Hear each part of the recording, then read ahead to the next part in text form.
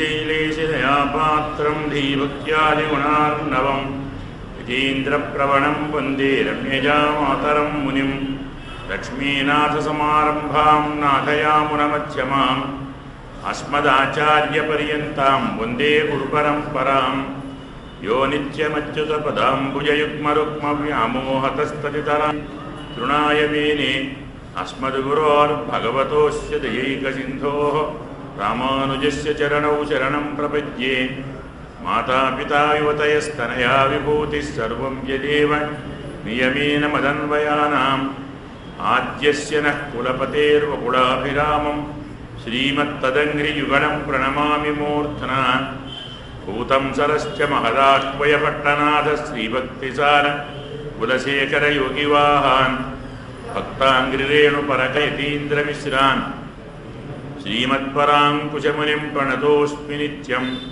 గురుముఖమనధీత్య ప్రాహ వేదానశేషాన్ నరపతిపరిగుప్తం సులుకమాదాతు కామః ప్రచురమమరవంద్యం రంగనాథస్య సాక్షాత్ విజకులతిలకంతం విష్ణుచిత్తం నమామి నీళాతుంగస్తనగిరితటీ సుప్తముద్బోధ్య కృష్ణం పారాధ్యం సంసతిరసిద్ధమధ్యాపయంతి సోచ్ఛిష్టాయాం సజినిగళితం యా బలాత్కృత్యతే గోదా తస్యై నమః భూయయే వాస్తు భూయః ఆండాళ్ దివ్య తిరువడిగళే శరణం కన్యాభరణి సంజాతం బాధూరకులభూషణం శ్రీరంగార్య గురోః పుత్రం షఠగోపమహం భజే అస్మద్గురుభ్యో నమః.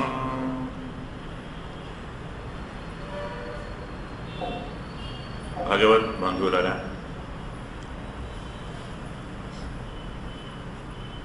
పరమాత్మ దగ్గరికి ఇంకా చెప్పుకున్నాం. మాత్తాదు నక్కు వరితులు ఉన్ను వాసక్కన్ ఆత్తాదు ఉండు ఉన్నడి పనియుమా పోరే పోతియాం బంధు. దానికి ముందు ఎన్ని కుండలు పెట్టినా అవి అడుగు నుంచి పొంగు వచ్చి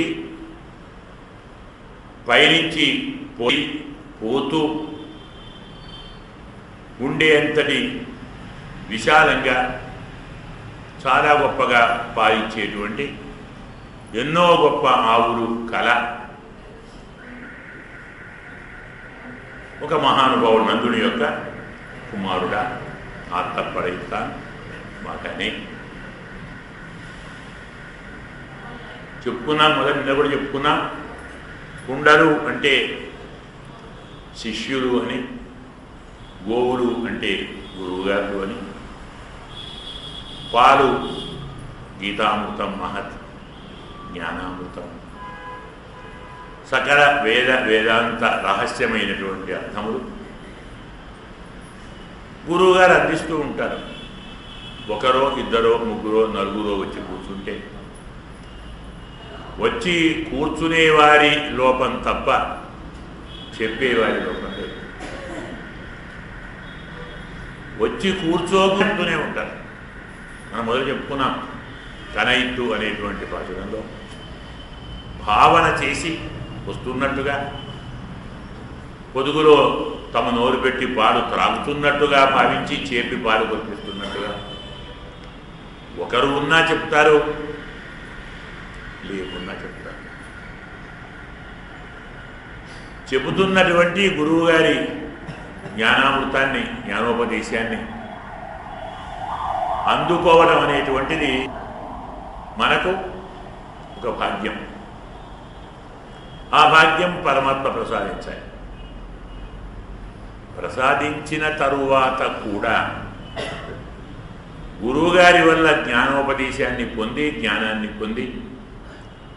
పొందిన దాన్ని మననము, ధ్యానము లాంటివన్నీ చేసి వాటిని మరికాస్త విశ్లేషించి మరికాస్త పరిశోధించి మరికాస్త లోతుకు వెళ్ళి ఇందులో ఈ అర్థం కూడా చెప్పుకోవచ్చు కదా, ఇది అర్థం ఏదో బాగుందే, ఈ అర్థమే చెప్పుకుందాం అని తమకే తోచినట్టు కొన్ని కొత్త అర్థాలు ఉన్నట్టు తాను తెలుసుకున్నట్టు, తాను కనుగొన్నట్టు, ఇది తన ప్రతిభే అయినట్టు కూడా కొందరు మహానుభావులు మాట్లాడేవారు కనపడుతూ ఉంటారు.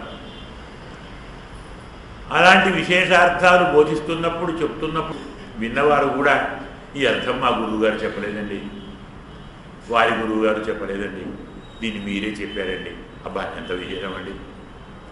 అవునయ్యా, మరి ఏమనుకుంటున్నావు నేనంటే, ఎంతకాలం ప్రచోదించాను, ఎన్ని గ్రంథాలు చూశాను, ఎంత విశ్లేషించాను, ఎంత శ్రమ చేస్తే వచ్చాయి అని చెప్పుకునేవారు ఉన్నారు. అంటే పైనుంచి పడేటువంటి పాల కంటే అడుగు నుంచి పొంగేటువంటి పొంగును చూచి ఈ పాలు అడుగు నుంచి వస్తున్నాయి కానీ పైనుంచి కాదు అనుకునేటువంటి మహానుభావుల వివేకం ఎంత గొప్పదో, శిష్యులు మేమే దీన్ని ఊహించి, పరిశోధించి, పరిశీలించి, విమర్శించి, విశ్లేషించి, ఆలోచించి, అనువదించి అందిస్తున్నామనుకోవటం కూడా అంత గొప్ప. కారణం పైనుంచి పడకుంటే అడుగు నుంచి పొంగేలా వస్తుంది, పాలు అంతగా రావాలి కదా. ఎంత ధారగా పాలు పైనుంచి పడితే అంత పొంగు అడుగు నుంచి వస్తుంది. అంటే గురువుగారి ముఖం నుండి ఎంతటి విశేషమైనటువంటి అర్థాలు మనం వినగలిగితే, జారువారితే, వాటిని వింటున్నటువంటి మనం దీని పక్కన ఇది కూడా, దీని పక్కన ఇది కూడా చెప్పుకుంటే బాగుంటుంది కదా. గురువుగారిపై మనకి అర్థం కూడా చెప్పారు, ఇది కూడా సూచించారు అని చెప్పుకోవాలి తప్ప నేనే ఊహించి చెప్పాను అనుకుంటే అనుకున్నవాడి అజ్ఞానము కాస్త బయటపడుతుంది. శిష్యులు ఉంటారు, శ్రోతలు ఉంటారు, వినేవారు గురువుగారిని పొగుడుతారు, న్యాయం వారి ధర్మమది. తమ గురువుగారిని పొగటం శిష్యుల ధర్మం. పొగడినంత మాత్రాన అదే నిజము అనుకుంటే, భ్రమపడితే ఏటిలో ముడుగుతారని శాస్త్రం. మన కథ కూడా ఉంది. ఒక మహానుభావుడు గురువుగారు ఓ ఆశ్రమం ఉంది, తీరంలో ఆశ్రమం కట్టుకున్నాడు. అప్పుడంతా అలాగే ఉంటారు. ఒక నదో ఒక కాలువో ఏదో ఉండాలి, కట్టుకున్నాడు. శిష్యుడు ఎలాగో శిష్యుడు ఉన్నారు, బాగానే చదువుకుంటున్నారు. ఒకరోజు రాత్రి బ్రహ్మాండమైనటువంటి వర్షం కురిసింది. నది బ్రహ్మాండంగా పొంగి పొందుతున్నది, ఈ గట్టు ఆ గట్టు కోసుకుంటూ పెరుగుతున్నది. అసలు ఎవ్వరూ నదిని దాటి బయటికి పోయే ప్రశ్నే లేదు, పోలేరు. అందరూ ఆగిపోయారు. మరి న్యాయంగా శిష్యులైన వాళ్ళు పొద్దున్నేసి అనుష్ఠానం చేసుకొని పక్కనున్న గ్రామానికి వెళ్ళి భిక్షాటన చేసుకొని ఆ భిక్షను తీసుకొని వచ్చి గురువుగారు అమ్మగారికి ఇస్తే అమ్మగారు వంట చేస్తారు, అందరికీ పెడతారు. అందరికీ అంటే గురువుగారు పెట్టమని చెప్పిన వారికి పెడతారు. నిత్య కూర్చోండి. గురువుగారు అనుకున్నారు, ఈ వర్షము, ఈ వరదలు, ఈ నది మనకి వాళ్ళ పెరుమాళ్ళ గారికి లేదు, మనకు లేదు, వాళ్ళ పస్తు లేదు అనుకోసరి కూర్చొని ఏదో గ్రంథాలు చూస్తూ ఉన్నాడు. ఏదో 11:30 శిష్యుడు వచ్చేసాడు, సమ్మకి తెచ్చాడు భిక్షాన్ని, అమ్మగారికి ఇచ్చాడు. చూశాడు, ఎలా వెళ్ళావురా, నది అంతా బాగా పొంగుతుంది కదా, వెళ్ళొచ్చావా? అయ్యా వెళ్ళొచ్చాను. ఎలా వెళ్ళా? మొగలేదండి. ఎలా ఏం చేశావు? అప్పే నాకేం చూసండి, ఆచార్యుడు గడే శరణం అనుకుంటూ వెళ్ళానండి, మోకాళ్ళు పోతే ఉన్నాయండి, నీళ్లు చేరానండి. అలాగా భాష వాడికి అనుమానం వచ్చింది. అంటే నాగడ్డ ఇంత గొప్పయ్యాను అన్నమాట కదా. ఇప్పుడు గడిచాను అంటే వాడు పోయారు, నేనే పోయకపోతే ఇంకా బాగుంటుంది కదా. చూస్తాను, నేను కూడా పోతాను. తాను బయలుదేరి న్యాయంగా వీడేమన్నారని ఆచార్యుడు అనగానే ఆసుపత్రుడు గడేశాడు అన్నాడు. ముని కొడకపోయాడు. పక్కన ఎవరో చూసి పట్టుకొని వెలిగి తీశారు. అప్పుడు ఆ గురువు గారు వచ్చారు. ఆయన గురువు గారు ఇచ్చివాడా, నీ శిష్యుడు నీతివాడు కట్టుడా, నీవు బుద్ధివాడు కట్టు, వారు వారి బుద్ధివాడు. గురువు గారి ప్రభావంతో మన గొప్పతనం ఏదైనా ఉంటే వెళ్ళబడుతుంది, కానీ నేనే గొప్పవాడిని అనుకుంటే కదా మాదంతా అని గురువుగారు వచ్చి పాలన చెప్పాను. అంటే ప్రధానమైనటువంటి భావన ఇది. గురువుగారు బోధిస్తేనే, గురువుగారు అనుగ్రహిస్తేనే, గురువుగారి వాక్ ప్రవాహంతో మనం తడిసి ముద్దై కొన్ని మొలకలు ప్రక్కడి నుంచి వస్తాయి. ఈ మొలకలు దగ్గరే మొలిచాయి, కరెక్ట్, నీ దగ్గరే మొలిచాయి, కానీ నీరెవరికి? నీది కదే, గురువుగారిదే. ఈ స్థితి రావాలి. ఇది ప్రధానమైనటువంటి ఉపదేశం. నిన్నటి పాసురంలో ఇది ప్రధానమైన ఉపదేశం. శిష్యుడు ఎంత గొప్పవారైనా, ఎంత మేధావులైనా, ఎంత జ్ఞానాన్ని సంపాదించినా, ఎంత అఖండమైనటువంటి వక్తలైనా, ప్రవక్తలైనా, ప్రవచనాల అద్భుతాలను సాధిస్తూ ఉన్నారు.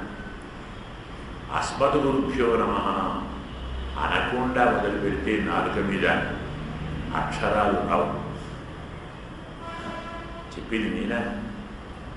ఈ మయా గురునా వాచా తరంతి అంజః పవారణము అంటాడు కృష్ణుడు ఆలోచనలో. కుచేర వ్యాఖ్యానంలో కుచేరుడితో మాట్లాడుతూ, నాన్న ఆ రోజులు జ్ఞాపకం ఉన్నాయా? గుర్తు చేసుకుంటున్నావా? మనం అడవికి వెళ్ళాం, వాన పడింది, అపవర్షం అంటాడు, గాలి దుమారం వచ్చింది, రాత్రి అక్కడే ఆగాం. మరునాడు పొద్దున మన కోసం గురువుగారు వచ్చారు, మనం తీసుకొని వెళ్ళారు, జ్ఞాపకం ఉందా? వేదాంత శాస్త్ర రహస్యాలు గురువుగారు చెప్తే బాగా అర్థమయ్యేవి. మనం చదువుకుంటే ఒక ముక్క తెలియదు కాదు. ఎందుకో తెలుసా? ఇక్కడి దాకా సామాన్యంగా చెప్పి అక్కడ తానేమిటో చెప్పాడు. ఏ మయ గురువున వాచ. గురువుగారంటే నేనేరా? ఎవరు నేనంటే? పరమాత్మ. నేనే గురువుగారిలో చేరి గురువుగారి నాలుకపై చేరి చెప్పిస్తాను. మయా గురున మయా వాచ. వాక్కు నేనే, గురువుని. కాబట్టి ఇతరులు చెప్పితే సులభంగా గ్రహించి సంసారాన్ని దాటలేని వారు గురువుగారు చెప్తే వెంటనే గ్రహిస్తారు, సంసారాన్ని దాటుతారు. కాబట్టి నిన్నటి భాషమంతా ఈరోజు కూడా అనుకోండి, మొత్తం ఆచార్య వైభవం. వ్యంగ్యార్థం కూడా ఆచార్య వైభవం, వాచ్యార్థం అదే, వ్యంగ్యార్థం అది. ఏదో వాచ్యార్థానికి ఆవులు అని దూడలని, ఏదో పాలు పితికామని చెప్పుకుంటే కథలని పెట్టుకున్నాం. దానికి తోడు ఎలాగైతే పరమాత్మ ఉత్తముడయ్యాయి పెరిగాయి అని చెప్పామో, దృఢమైన ప్రమాణం కలవాడు, అందరికంటే పెద్దవాడు అన్నాము. గురువు గారు కూడా దృఢమైన ప్రమాణం కావాలి. ఎలాగైతే పరమాత్మ అంతః బహిశ్చ తత్సర్వం వ్యాప్య నారాయణ చెప్పామో, ఆచార్యాదేవ సాధిష్టా విద్యా భవతి, ఆచార్యవాన్ పురుషో వేద. గురువుగారు ఉన్నారని, గురువుగారి వల్లనే తెలుసుకుంటారని, గురువుగారి వల్లనే జ్ఞానం పొందుతారని, గురువుగారి వల్లనే సిద్ధిని పొందుతారని కూడా అదే వేదం చెప్పి, పరమాత్మను వేదనే చెప్పి, ఆచార్యుడిని వేదనే చెప్పి. రెండు దృఢ ప్రమాణం కలిగి ఇద్దరూ పెద్దవాళ్ళు. పరమాత్మ అనోరణీయాన్ని మహతులు చెప్పుకున్న మహీయాన్ని. అలాగే గురువుగారు కూడా అలాగే. ఎందుకు గురువుగారు అలాగో? పరమాత్మ కంటే గొప్పవాడు గురువుగారు. ఎందుకు? ఆయన కూడా గురువుగారు కావాలి. రాముడిగా వచ్చినప్పుడు, కృష్ణుడిగా వచ్చినప్పుడు, వామనుడిగా వచ్చినప్పుడు, ఇలా రకరకాల అవతారాల్లో తాను కూడా గురువును ఆశ్రయించారు. ఇక్కడ మరొక చమత్కారమైన రహస్యం ఏమిటంటే, కృష్ణావతారం అంటే గురువుగారి కోసం అప్లికేషన్ అని ఒక పేరు. గురువుగారి పోస్టు ఆశించి కృష్ణావతారాన్ని పరమాత్మ ధరించాడు అని సరసోక్తి, రసోక్తి అంట, పెద్దల మాట అంటారు. ఎందుకంటే ప్రతి అవతారంలో వాడు నాకు గురువు, నేను ఆశ్రయించాలి, ఆయన పట్టుకోవాలి, ఆయన ఏమవుతాను, ఆ గురువు నేనైతే బాగుండదు. సరే, కృష్ణావతారంలో గురువునవుతాను అనుకొని వచ్చాడు. అడిగిన వారికి, అడగని వారికి అందరికీ చెప్పే ప్రయత్నం చేసే ఎవరైనా వింటే కదా. ఒక్కడు వినలేదు, ఒక్కడు చెప్పమని అడగడం లేదు. 125 ఏళ్ళు చేస్తున్నాయి. అవతార సమాప్తి కాబోతున్నది. అయ్యో నా అప్లికేషన్ రిజెక్ట్ అయిపోయినట్టుంది, నా పోటు నాకు రానేమో అయ్యుడు పడుతున్న సమయంలో ఒక్కడు దొరికాడు అర్జునుడు. శిష్యస్తేహం సాధిమాం త్వాం ప్రపన్నం. అది ఎలా అన్నాడు? పరమాత్మే వానికి అర్థం కాకుండా చెప్పి అనిపించాడు. ఆచార్యాన్ని మాతులాన్ని భ్రాంతులు పుత్రాన్ని పౌత్రాలు తల్లిని గురువు తొలురాన్ని తొలుగస్తైవ. అందరూ నా వాళ్ళు, అందరూ నా వాళ్ళు తప్ప నేను బాగుంటానా? ఇద్దరిని చేస్తానా? ఎక్కువ మాట్లాడితే స్వామి గతాసూన్ అగతాసూంశ్చ నాను సూచించి పండిత. నాన్న తెలిసిన వారు ప్రాణం పోయే వాటి గురించి, ప్రాణం పోని వాటి గురించి బాధపడరు. బాధని ఏం చెప్పాను? చనిపోయే వారి గురించి, చనిపోని వాడి గురించి. ఎవరు వారెవరు, వీరెవరు? శరీరం గురించి, ఆత్మ గురించి బాధపడరు. ఎందుకు? నీవెంత బాధపడ్డా శరీరం పోక మానదు. నీవు ఎంత ఆనందించిన ఆత్మ నిలువక మానదు. ఆత్మకు మరణం లేదు, శరీరానికి జీవం లేదు. అర్థమైందేమన్నా? ఇదేది అర్థం కాక శిష్యస్తేహం సాధిమాం త్వాం ప్రపన్నం. అయినా నీ శిష్యుడిని నేను, నన్ను నీవు రక్షించు, నిన్ను ఆశ్రయించాను. అమ్మా ఒక్కడు దొరికాడా? ఇంతకాలానికి నా అప్లికేషన్ సఫలమైంది. ఒక్క శిష్యుడు దొరికాడని వాడిని వదిలిపెట్టే ఉంటుంది. 700 శ్లోకాలు ఏడాబెడ భూయైవ మహాభావం శృణ్వే పరమత ఆ వక్ష్యాన్ని హతహ వక్ష్యాన్ని మళ్ళీ చెప్తాను. చెప్పాను శిష్యోసిమే సగాజి ప్రియోసిమే సగాజి నిరాజ్యం. నాకు నువ్వు ప్రియుడవు, నాకు శిష్యుడవు, నాకు మిత్రుడవు అని. కాబట్టి నీవు అడగకున్నా రహస్యం చెప్తున్నాను. గురువు శిష్యస్య స్నిగ్ధస్య గురవ గుహ్యం ఉత్తమం. ప్రియ శిష్యుడికి గురువు గారు అనాప్రహ్మ అడగకుండా చెప్పచ్చు, వదిలిపెడితే ఉంటుంది. ఇంత బలవంతంగా చెప్తే గతేమిటంటే భారత యుద్ధం పూర్తయిన తర్వాత బావా అప్పుడేమో చెప్పావు నువ్వు, అప్పుడు నా మనసు యుద్ధం మీద ఉండి సరిగ్గా మనసు పెట్టలేదు, అర్థం కాలేదు, మరోసారి చెప్తావా? దుర్మేధ బహుమతి చేసింది, తిట్టేసింది. మళ్ళీ చెప్తాను అక్కడ, మళ్ళీ నీకు కూడా చెప్పలేదురా, మళ్ళీ చెప్పాలంటే ఎంత కావాలి, ఏ పనే అని. అది కాకుండా అణుగీతాన్ని పేరుతో ఏదో కొన్ని ధర్మాలు చెప్పాడు. ఇది మనకు ఒక రహస్యాన్ని తెలియజేస్తుంది. శాస్త్రము, జ్ఞానము, విషయము, పాండిత్యము, ప్రతిభ, మేధ, పాఠవము, చాతుర్యము ఇవన్నీ ఉన్న గురువు గారైనా అన్ని సమయములలో ఒక విషయాన్ని ఒకే తీరుగా చెప్పలేరు. గురువు గారికి కూడా మన భాషలో 3 వస్తుంది. ఆ 3 వచ్చినప్పుడు ఉన్నవి, లేనివి, కానివి, అయినవి అన్నీ చెప్పేస్తారు. అందుకే అనువ్రజన్, అనుసంచరన్, అనుపవిశన్, అనుశయన్, అనుతిష్టన్, అనుబ్రువన్ ఆదనీత శిష్య అని శాస్త్రవేదం.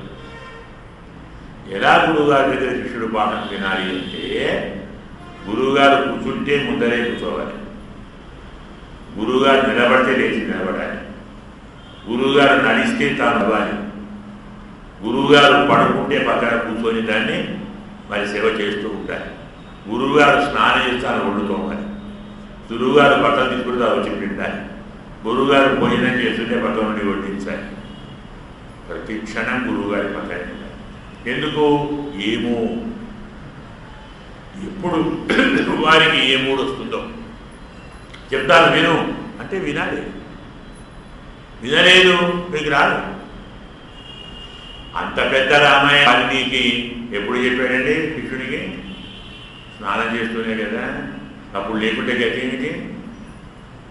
అలాగే మనకు అగస్త్య మహర్షి ఉన్నాడు, మహానుభావుడు. అతనికి ఒక శిష్యుడు ఉన్నాడు, గురుస్నామదుడు అని. ఎంత గొప్ప శిష్యుడు అంటే అలాంటి వాడు నా పుట్టు పక్షి. అతనికి అగస్త్య సంహిత అని ఓ 16,000 శ్లోకాలని చెప్పాడు. ఎప్పుడో తెలుసా? నిద్రపోతూ చెప్పాడు.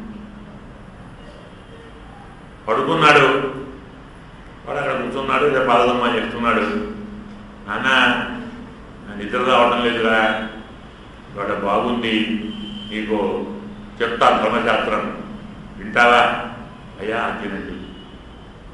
మొదలు పెడితే పోతూనే ఉంది, 1 రోజు 2 రోజులు 3 రోజులు, వీడు కదిలితే ఉంటూ ఆయన తపస్సే.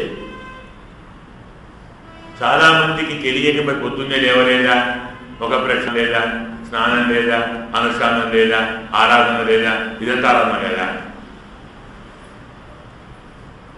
తర్వాత ఎవరండి? వేదెవరు? వేదాంతం ఎవరు? ధర్మశాస్త్ర ప్రవచనం, ధర్మశాస్త్రం యొక్క సంగ్రహణం, ధర్మశాస్త్ర శ్రవణం ఆరాధన కదా. గొప్పమా? అందుకే స్వామి చెప్పాడు, జ్ఞాపకం కదా, మత్కర్మ కుర్వతాంలోకే కర్మలోప భవేది తంతే కర్మ ప్రకుర్వంతి తిస్కోట్య మహర్షయ. నన్ను సేవిస్తూ నా సేవలో ముడిగి తమ నిత్య నైమిత్తిక కార్యక్రమాలు చేయలేని వారి కార్యములను చేయడానికి నేను ఒక 3 కోట్ల మందిని నియమించానని స్వామి చెప్పారు.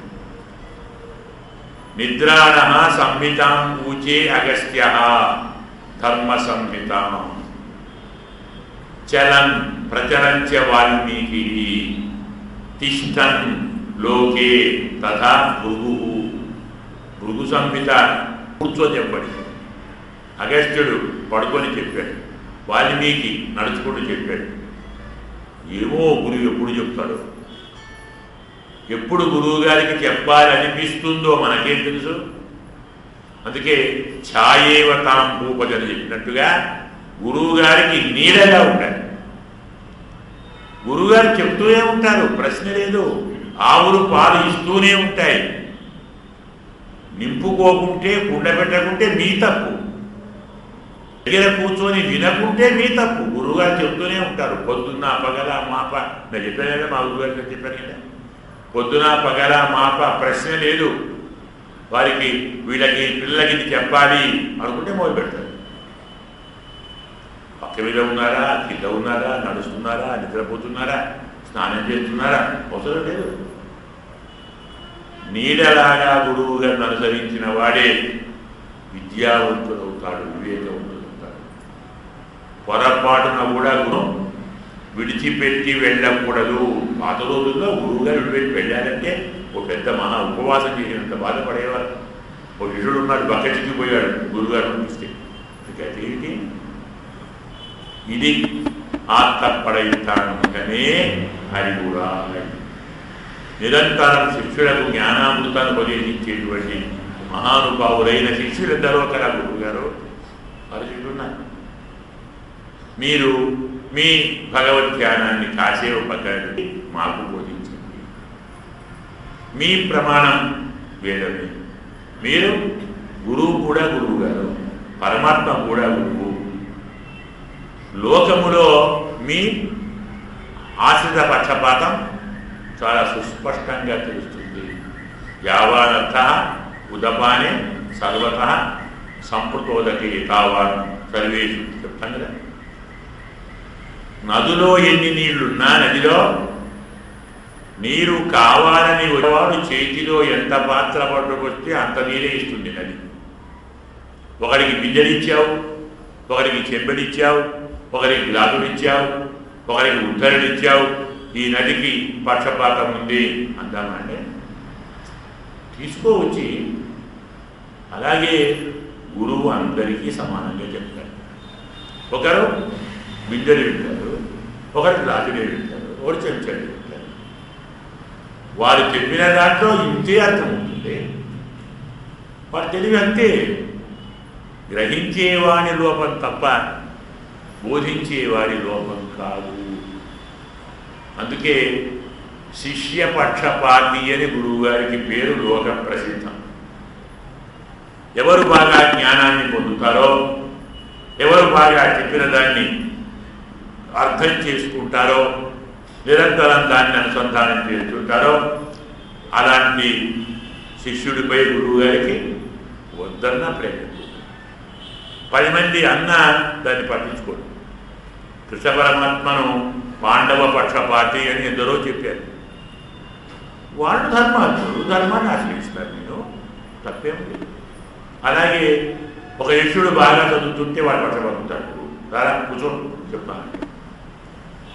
2 పర్వాలు ఉంటుంది గురువుగారికి.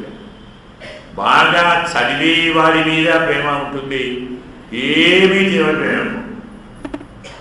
ఎవడు దీనుడో, ఎవరు జ్ఞానహీనుడో, ఎవరికి బుద్ధి లేదో, ఎవరికి విషయం తెలుసుకునే శక్తి లేదో, ఎవరు మాట్లాడలేరో, ఎవరు వినలేరో, ఎవరు చెప్పలేరో అలాంటి వారంటే గురువుగారికి చాలా ప్రేమ. మనకు భగవద్ రామానుజుల వృత్తాంతం కనపడుతుంది. శ్రీభాష్యాన్ని అద్భుతంగా స్వామి కాలక్షేపం చేస్తుంటే 1000 మంది శిష్యుడు పరమానందంగా వింటున్నారు. అందులో వారే వ్యాఖ్యానం వారిదే, రచన వారిదే, అనుసంధానం వారిదే, వివరణ ఎంత అద్భుతంగా ఉంటుందండి. రామానుజుల వారు రాసినటువంటి శ్రీభాష్యాన్ని మనం ముందర పెట్టుకొని పంతులు చదివి అర్థం చెప్పుకుంటుంటేనే ఆహా అంటుంటే దాన్ని వారే చెప్తే, వారు చెప్పిన దాన్ని మనం చదివి దానికి మనకు తెలిసిన అర్థాన్ని చెప్పి, వారు రాసిన దాన్ని విని తెలుసుకున్న శిష్యుడు రాసిన వ్యాఖ్యానాన్ని చదివి అబ్బా ఎంత బాగుంది అంటున్నామంటే మరి వారే చెప్తే ఇంకా ఆనందం అడగా. అలా 1000 మంది పరమానందాన్ని పొందుతున్నారు. అదృష్టం బాగలేక ముందర ఒక విద్యార్థి ఉన్నాడు, శిష్యుడు. వాడు మూక బధిర అంటే మూగవాడు, చెవిటివాడు, మాట్లాడలేడు, వినలేదు, నిలబడుతున్నాడు. అందరూ నవ్వుతున్నవాడికి ఒకటే, అందరూ ఏడుస్తున్నవాడికి ఒకటి. ఆహా అంటే వాడు మొగాలు చూస్తున్నాడు, కన్నెడు వాడుతున్నాడు. నా కర్మ ఏమిటి? ఇంత మహానుభావులు ఎదురుగా స్వామి ఉన్నారు, అద్భుతంగా అమృతాన్ని కురిపిస్తున్నారు. దాన్ని గోరేకుడు అదృష్టం నాకు లేదు, నాకు జ్ఞానం కలిగేది లేదు, నాకు ఇలా వీరిజాడు స్వామి అని విలపిస్తూ ఉన్నాడు, ఏడుస్తూ ఉన్నాడు. నీళ్ళు వస్తున్నాయి, కన్నీళ్ళు ఆపుకోలేకపోయాడు. గురువుగారు చూచారు, చాలా బాధపడుతున్నాడు పిల్లవాడు. వీడిని తరింపచేయాలి, అలాంటి వాడిని తరింపచేయాలి. తల్లి కూడా అన్నీ వాడికంటే కొన్ని లేని వాళ్ళు వేరొకటి. పదార్థాలు 4 వండిన తల్లి నోరుండి అడిగేవాడికి అడిగిన దాన్ని మాత్రమే వడ్డిస్తుంది. అదే మూగవాడికి చేసినవన్నీ వడ్డించు.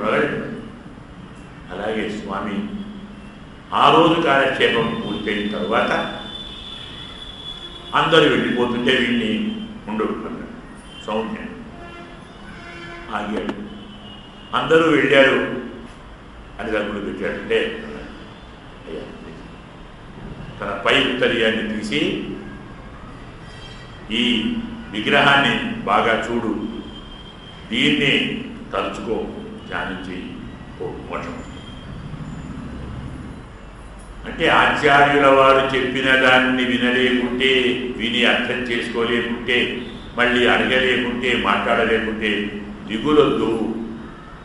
ఆచార్యుల యొక్క దివ్యమంగళ విగ్రహాన్ని ఒక్కసారి కనులారా చూచి దాన్నే తలుచుకుంటూ కాలం గడిపితే అది మోక్షాన్ని.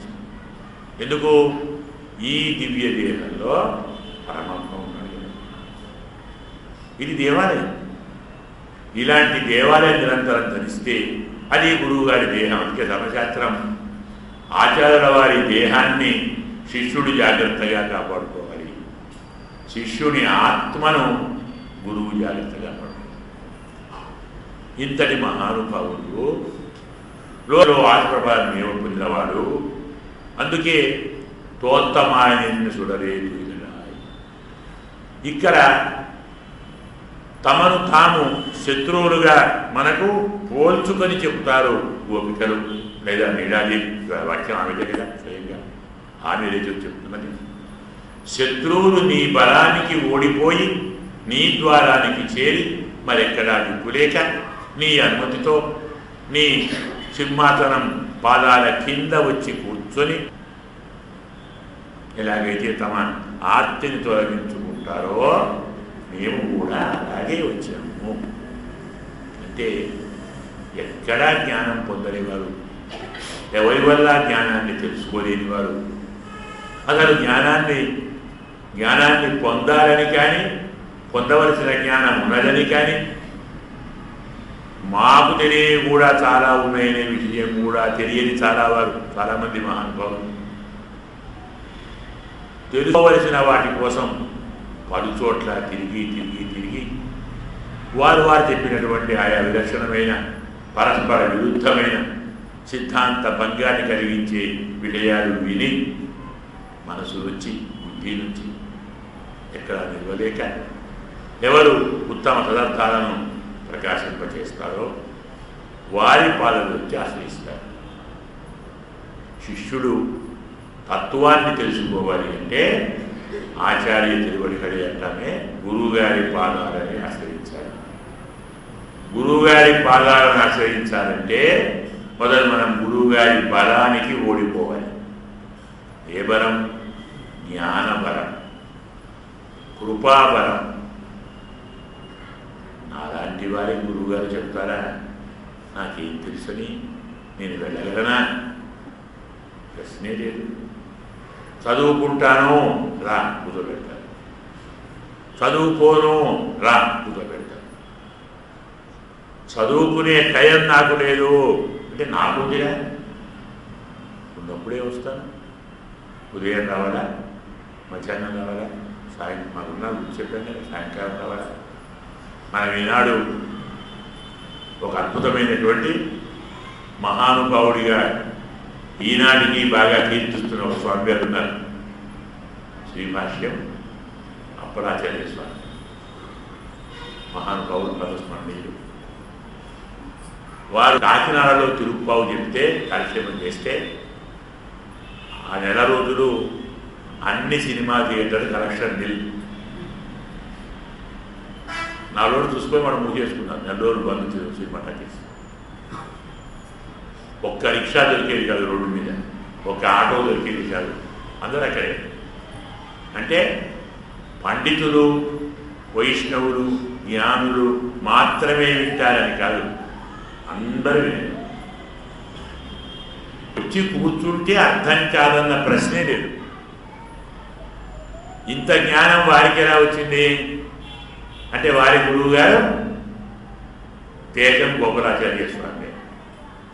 వీరు లెక్చరర్గా ఉండేవారు. క్లాసులలో పాఠం చెప్తుంటే విన్నారు గురువు గారు. ఇతను బాగా చెప్తున్నాడే, ఇతనికి వాచకం బాగా ఉంది, అంటే బోధన శక్తి ఉంది, చాతుర్యం ఉంది, ఇలాంటి సంప్రదాయంలోకి తీసుకురావాలి. ఇలాంటి వారి వల్ల వేదాంత తత్వాలు బాగా ప్రచారం జరుగుతాయి అని వారే ఇంటికి వెళ్ళారు. నాయనా నీ పాఠం వినాలయ్యా, బాగా చెప్పావు, అయ్యా ధన్యవాదాలు.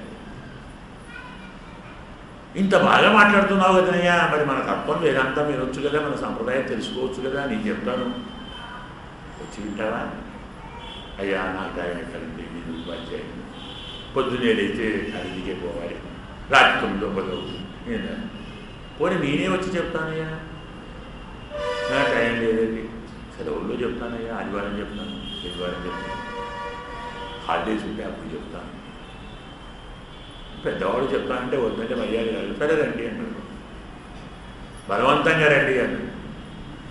ఒకసారి వారే చెప్పుకొని ఏడ్చారు సభలో, అపరాజుల గారు మాట్లాడుకుంటూ కన్నెమ్మడి ఇళ్ళు వచ్చాయి. అలాంటి గురువు ఉంటాడు పర్వతం చెప్పాను. వస్తే మరి నేను అతని ప్రకారం గురువు పైన కూర్చోవాలి, శిష్యుడి కింద కూర్చోవాలి. స్వామి క్షమించాలి, ఒకటే కుర్చీ ఉంది, వాడి ఒకటి అంటే ఆ రోజులో సన్నంతం లేదు, ఒకటే కుర్చీ ఉంది, మరి నాకేమో నేను కింద కూర్చోలేను, నా శరీరం ఆలోచించదు. మరి ఏం చేయాలి? కూర్చోడానికి నేను కింద కూర్చుంటా. అప్పలాచార్య గారిని కుర్చీ మీద కూర్చోబెట్టి దాని కింద కూర్చోబని చెప్పాడు. ఒక 2 నెలలు చెప్పిన తర్వాత ఒకనాడు పొద్దున్నే వారు వస్తే వచ్చి అవతల పారేసి తీసి ఉంచి దాన్ని తగలబెట్టి ఆ కుర్చీని కట్టుకెళ్ళి వచ్చి 2 కాళ్ళు పట్టుకొని ఏడ్చి కాళ్ళు తడిపాడు కన్నెటితో. ఇలాంటి గురువులు ఉంటారా? ఒకరు ఇంత గురువులు ఉంటారా? ఇంత ప్రేమ నాన్న. నేను ఏం చేశానండి మీకు? నా నుండి మీరు ఏం ఆశించారు? ఎందుకు ఇంత ప్రేమ? ఇన్ని తత్వాలు, ఇన్ని రహస్యాలు ఇంత అద్భుతంగా చెప్తున్నారు. మీ దగ్గరికి 100 చదువుకుంటారు, మీ దగ్గరికి మీరు చెప్పలేదు. కాదు నాన్న, మందు తయారు చేయాలంటే మందుకు పనికొచ్చే మొక్కను వెతుక్కుంటూ పోయి తెచ్చుకోవాలి కదా. అర్థమైందే? ఆయుర్వేదంలో మొలకలు ఉంటాయి, మొక్కలు అడుగుల్లో వెళ్ళి దాన్ని వెతుక్కొని ఆ మొలక తీసుకొని మందు తయారు చేయాలి. ఔషధానికి పనికొచ్చే మొక్కను వెతుక్కుంటూ పోవద్దు. నువ్వు కనబడ్డావు, మరి మంచి మొక్కవు, నువ్వు తయారు చేయాలి కదా.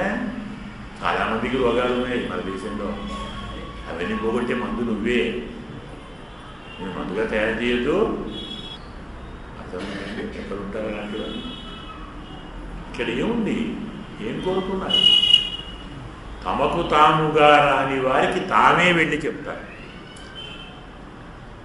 ఇలా ఒకసారి వెళ్ళి చెప్పిన తర్వాత అలాంటి గురువుని ఏ శిష్యుడైనా మళ్ళీ వదిలిపెడతాడా? ఎవరో చెప్తున్నారు, ఎక్కడో చెప్తున్నారు, ఏవో చెప్తున్నారు అనుకుని వెళతారా? రాని.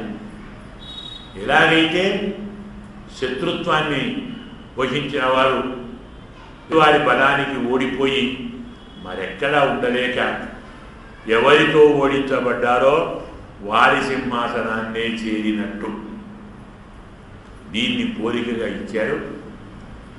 చమత్కారం ఏంటంటే కృష్ణ పరమాత్మ నరకాసురుడిని సంహరించాడు.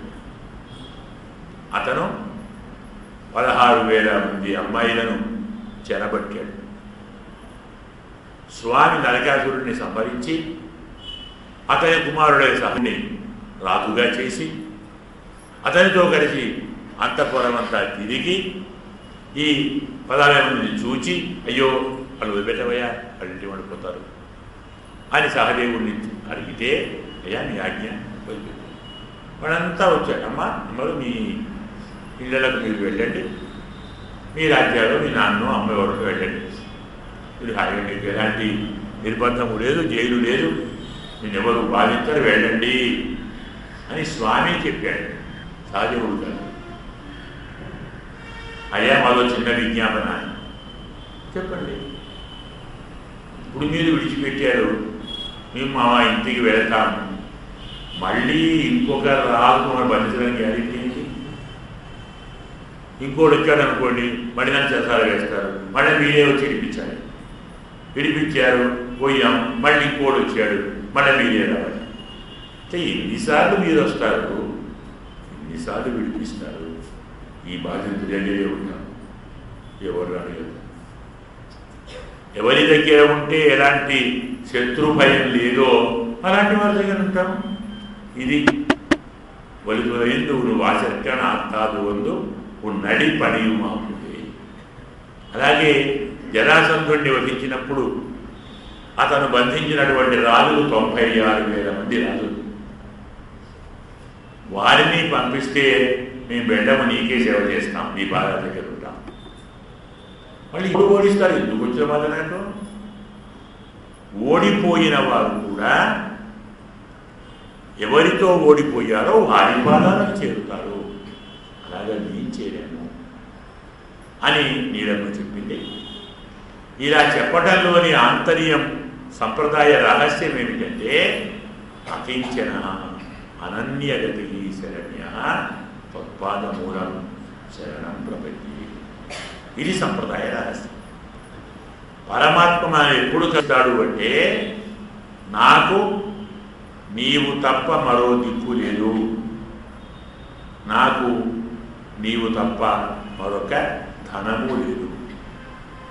భాగవతం చెప్తుంది, కుంతి స్వామిని స్తోత్రం చేస్తుంది, నమః అకించన విత్తాయ.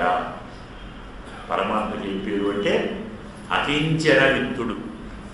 అంటే ఏమీ లేని వారి ధనం, ధనం మదీయం తవపాద పంకజం కదాను సాక్షాత్కరం అంటుగా అని చెప్పినట్టుగా ఏమీ లేని వారికి అన్నీ అయినవాడు పరమాత్మ. మనం భగవంతుణ్ణి చేరాలి అనుకుంటే, భగవంతుని కటాక్షం కావాలి అనుకుంటే మనం చేయవలసిన మొదటి పని అకించన. నాకంటూ ఏమీ లేదు, నాదంటూ ఏమీ లేదు, ఇంకో లక్షణం లేదు. అందుకే పోతన నీవే తప్ప ఇతపరం వెరుగా తత్వం. పరమాత్మ నీవు తప్ప మరెవరు నాకు లేరు, తెలియదు, నాకు లేదు కాదు తెలియదు. నీవు తప్ప ఇంకో రక్షకుడు ఉంటాడని తెలియదు నేను. మన్నింపంతగు మళ్ళీ అదెందుకు మళ్ళా ఈ మాట ఇంతకాలం ఆనందుకు 10,000 సంవత్సరాలు యుద్ధం చేసి చేసి చేసి తావు తగ్గను మూర్చ వచ్చి తనువుండస్సిన శ్రమం బయ్యడు. ఇంతైతే నీవే తప్ప. ఈ మాట మొదలే ఈ బాధ లేదే నన్ను ఇవ్వదు, మన అహం మననివ్వదు, మన అభిమానం మననివ్వదు. అందుకే అభిమాన భంగం కావాలి, అహంకారం తొలగిపోవాలి. అప్పుడే మనం పరమాత్మను చేరగలము. అభిమాన భంగం కావాలి అంటే మొదలు ఆకించన్యం అనన్యగతిత్వం కావాలి. నిన్నటి పాశురంలో 6 చెప్పారు. ఈరోజు పాశురంలో మనకు అభిమాన భంగాన్ని చెప్తారు. మనం పాశురాన్ని అనుసంధానం చేసుకొని అర్థాన్ని చెప్పుకుందాం. அங்கன்மாஞாரத்தரசல் அபிமான பங்கமாய் ஒன்று நின்று பள்ளி கட்டிக்கீழே சென்ற விருப்பால் போர் ஒன்று தலை பெய்தோம் கிங்கனி வாய் செய்த தாமரை பூ போலே செங்கன் செறிதே எம்மேல் விடியாவோ திங்களும் ஆதித்தேனும் எழுந்தாலும் அங்கனி ரெண்டும் கொண்டும் எங்கள் மேல் நோக்குதீர் எங்கள் மேல் சாபம் இடிந்தேர் ஒரெம்பாவாய். ஆண்டாள் திவ்ய திருவடிகளே சரணம். அஸ்மது குருப்யோ நம. அம் கண் மாஞானத்து அரசர் అభిమాన భంగమాయి ముందు నిన్ను. మొదలు అం కణ్ విశాలమైన అందమైన గొప్పనైన మాజ్ఞాలు అంటే భూమండలమునకు అరసర్ రాజులు. అభిమాన భంగమాయి తమ అభిమానం భంగపడి అంటే చెడి వందు వచ్చి నిన్ను పళ్ళి కట్టికి నీ సింహాసనం యొక్క కోని మంచం యొక్క కోళ్లను ఆశ్రయించి ఉన్నాను. ఎలాగూ శంగనిరుప్పారు పోరు వందు తలైపోయిదు. ఒకరు ఇద్దరు కాదు, గుంపులు గుంపులు గుంపులుగా వచ్చి నిన్ను చేరుకున్నాను. ఏం కావాలి? కింగిని వాయి చేయ తామరై పూలే శం కణ్ సిరిచెరిదే ఎమ్మేలు విడియావు. కింగిని అంటే చిరుగంట, చిరుగంటి, మనం మువ్వ అంటాం. పసిపిల్లలకు మొలత్రాడుగా కట్టినప్పుడు చిన్న గంట కడతాం. మనం అవన్నీ మర్చిపోయామనుకుంటే పశువుల మెడలో పెద్ద గంటతో పాటు చిన్న చిన్న గంటలు కడతాం. మనకు అవి కూడా తెలియవు. ఎందుకంటే వేరే పశువులు మనకు అందువల్ల లేదు. అందువల్ల ఒక చిరుగంట అనుకున్నాం చాలు. ఈ చిరుగంటలాగా అలాగే తామరై పువ్వు పోలే సగం పిచ్చుకున్నటువంటి తామర పువ్వు పోలే శంకణ్ సిరుచెరిదే అందమైనటువంటిది కన్ను మెల్లగా తెలుసుకొని మనకు ఎంబే విడియావు మా మీద ప్రసరించాలి. ఎలాగూ తింగడు ఆదిత్యను ఎడుందాపు చంద్రుడు సూర్యుడు ఒకేసారి ఉదయించినట్టుగా అంకణ్ ఈ రెండు అందమైన విశాలమైన ఆ రెండు కళ్ళు ఒక్కసారి తెలిసి మాపై ప్రసరింపచేస్తే ఎంగళ్ మేల్ శాపం మా పెద్ద శాపము తొలగిపోతుంది. అందమైన విశాలమైన ఆకర్షించగల భోగ్యముగా కనపడుతున్న ఈ భూమండలానికి రాజులుగా ఉన్నటువంటి వారు తమ అభిమానం మొత్తం పోయి చెడిపోయి పక్కవై మరెక్కడ ఆధారం లేక వచ్చి నీ పాదాల క్రింద మంచపు కోళ్ల క్రింద గుంపులుగా వచ్చి నిలుచున్నట్లుగా మేము కూడా గుంపులుగా నీ పాదాల కిందికి వచ్చాము. ఎందుకయ్యా? మా మీద నీ దివ్యమైన కటాక్షం పడాలి. ఒకేసారి 2 కన్నులు తెరిచి చూస్తే మేము తట్టుకోలేము. ఒక్కో కన్ను తెరువు, అది కూడా పూర్తిగా కాదు, మెల్లమెల్లగా తెరువు. ఎలాగో చిరుగంటలాగా ఉండాలి, విచ్చుకుంటున్న పద్మంలాగా ఉండాలి. చిరుగంట ఎలా? ఆ చిన్న గజ్జెకు మధ్యన ఒక గీత ఉంటుంది, దాని లోపల ఒక రాయి ఉంటుంది. ఆ రాయి సగం కనపడనట్టు కనబడుతుంది. మీరు ఎంత ఊపినా అది బయటికి రాదు. అది బయటికి వస్తే గజ్జె ధ్వనించదు. గమనించండి, లోపల చిన్న రాయి ఉన్నంత వరకే గంట మోగుతుంది. ఎలాగూ మోగుతుంది, వినపడుతుంది కాబట్టి చిన్నరాయి బయటికి ప్రయత్నిస్తే అది రాదు. అది రావాలి అంటే మొత్తం ఆ రంధ్రాన్ని పెద్దగా చేయాలి. అప్పుడు అది చిరుగజ్జె కాదు, ధ్వనించదు. అలాగే నీవు నీ కన్ను తెరుస్తున్నప్పుడు 2 రెప్పల మధ్యన ఉన్నటువంటి నల్లగుండు కనపడనట్టు కనపడుతూ ఉండాలి. 2 రెప్పల మధ్య ఉన్న గుండు ఎలా ఉండాలండి? కనపడాలి. అప్పుడే విచ్చుకుంటున్న తామర పువ్వు వలె కనపడాలి. మధ్య ఎందుకో అప్పుడే విచ్చుకుంటున్న తామర పువ్వులో తుమ్మెద ఉంటుంది. తామర పువ్వు వికసించినప్పుడు అందులో చేరి మకరందాన్ని ఆస్వాదిస్తున్న తుమ్మెద ఆ మకరంద ఆస్వాదంలోని ఆనందంలో పడి అస్తమయం కావటాన్ని కూడా గుర్తించదు. తెలియకుండా అస్తమయమైపోతుంది. అస్తమయం కాగానే పద్మం ముగ్గుడిస్తుంది. ఇక లోపల ఉన్న తుమ్మెద అందులోనే ఉంటాయి. ఎప్పటిదాకా? మళ్ళీ వికసించేదాకా. ఇలా పద్మం కొద్దిగా వికసిస్తూ ఉంటే అందులో ఉన్న తుమ్మెద కొద్దిగా కనపడుతుంది. తక్కిన కన్నంత అర్థం అనుకుంటే స్వామివారి నల్లగుండు తుమ్మెద, తక్కిన కన్నంత గంట అనుకుంటే స్వామివారి నల్లగుండు రాయి ధ్వనిస్తుంది, తుమ్మెద ధ్వనిస్తుంది. చమత్కారం ఏంటంటే ఊపినప్పుడు కదిపినప్పుడు రాయి ధ్వనిస్తుంది. పద్మం మీద వాలే ముందు దాని చుట్టూ తిరుగుతున్నప్పుడు తుమ్మెద ధ్వనిస్తుంది. పద్మం మీద వాలిన తర్వాత మకరందాన్ని ఆస్వాదించే తుమ్మెద ధ్వనించదు. గంట ఉన్న రాయి ఆ గంటను కదపకుంటే ధ్వనించదు. కానీ రాయి ఉన్నట్టు కనపడుతుంది, తుమ్మెద ఉన్నట్టు కనపడుతుంది. పరమాత్మను చేరేవారు కూడా పరమాత్మను చేరేంత వరకు ఇలా చేరుతాను, అలా చేరుతాను, ఎక్కడికి పోతాను, వీరిని ఆశ్రయిస్తాను, వారిని ఆశ్రయిస్తాను, ఫలానా వాహనం తీసుకుంటాను, ఫలానా నామాన్ని కీర్తన చేస్తాను, ఫలానితో వెళ్తాను, ఒకటే గొడవ. స్వామి ముందు చేరిన తర్వాత మాటలు వస్తాయా?